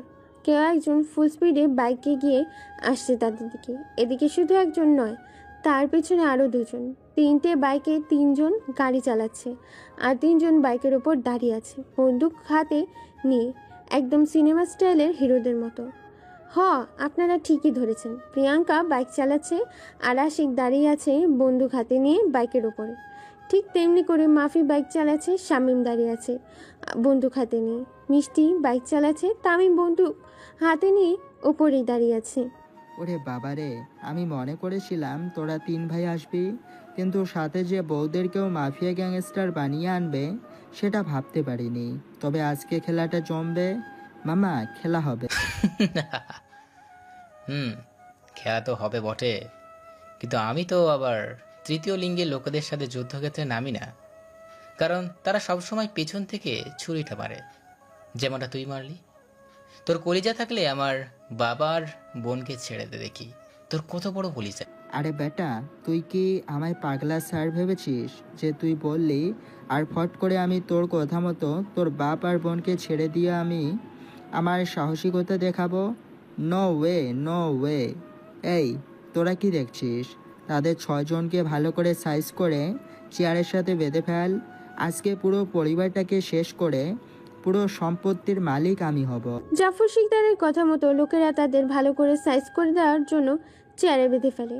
অতঃপর জাফর শিকদার সহ তার লোকেরা অনেক মারধর করে তাদের 6 জনকে। তবু অবাক করা কাণ্ড, 6 জনের কোনো হেলদোল নেই। এত মার খাওয়ার পরও মুখে এক চিলতে হাসি লেগে আছে। এটা দেখে জাফর শিকদার আরও ক্ষেপে যায়, তাই তার অন্য একটা লোকের উদ্দেশ্যে বলে, এই তোদের মধ্যে থেকে ওই মেয়েটার সাথে বাসর কে করবে? যার করার ইচ্ছা আছে সে এখনই গিয়ে তার নিজের কাজ শুরু করে দে, দেখি তাদের মুখে কতক্ষণ হাসি লেগে থাকে।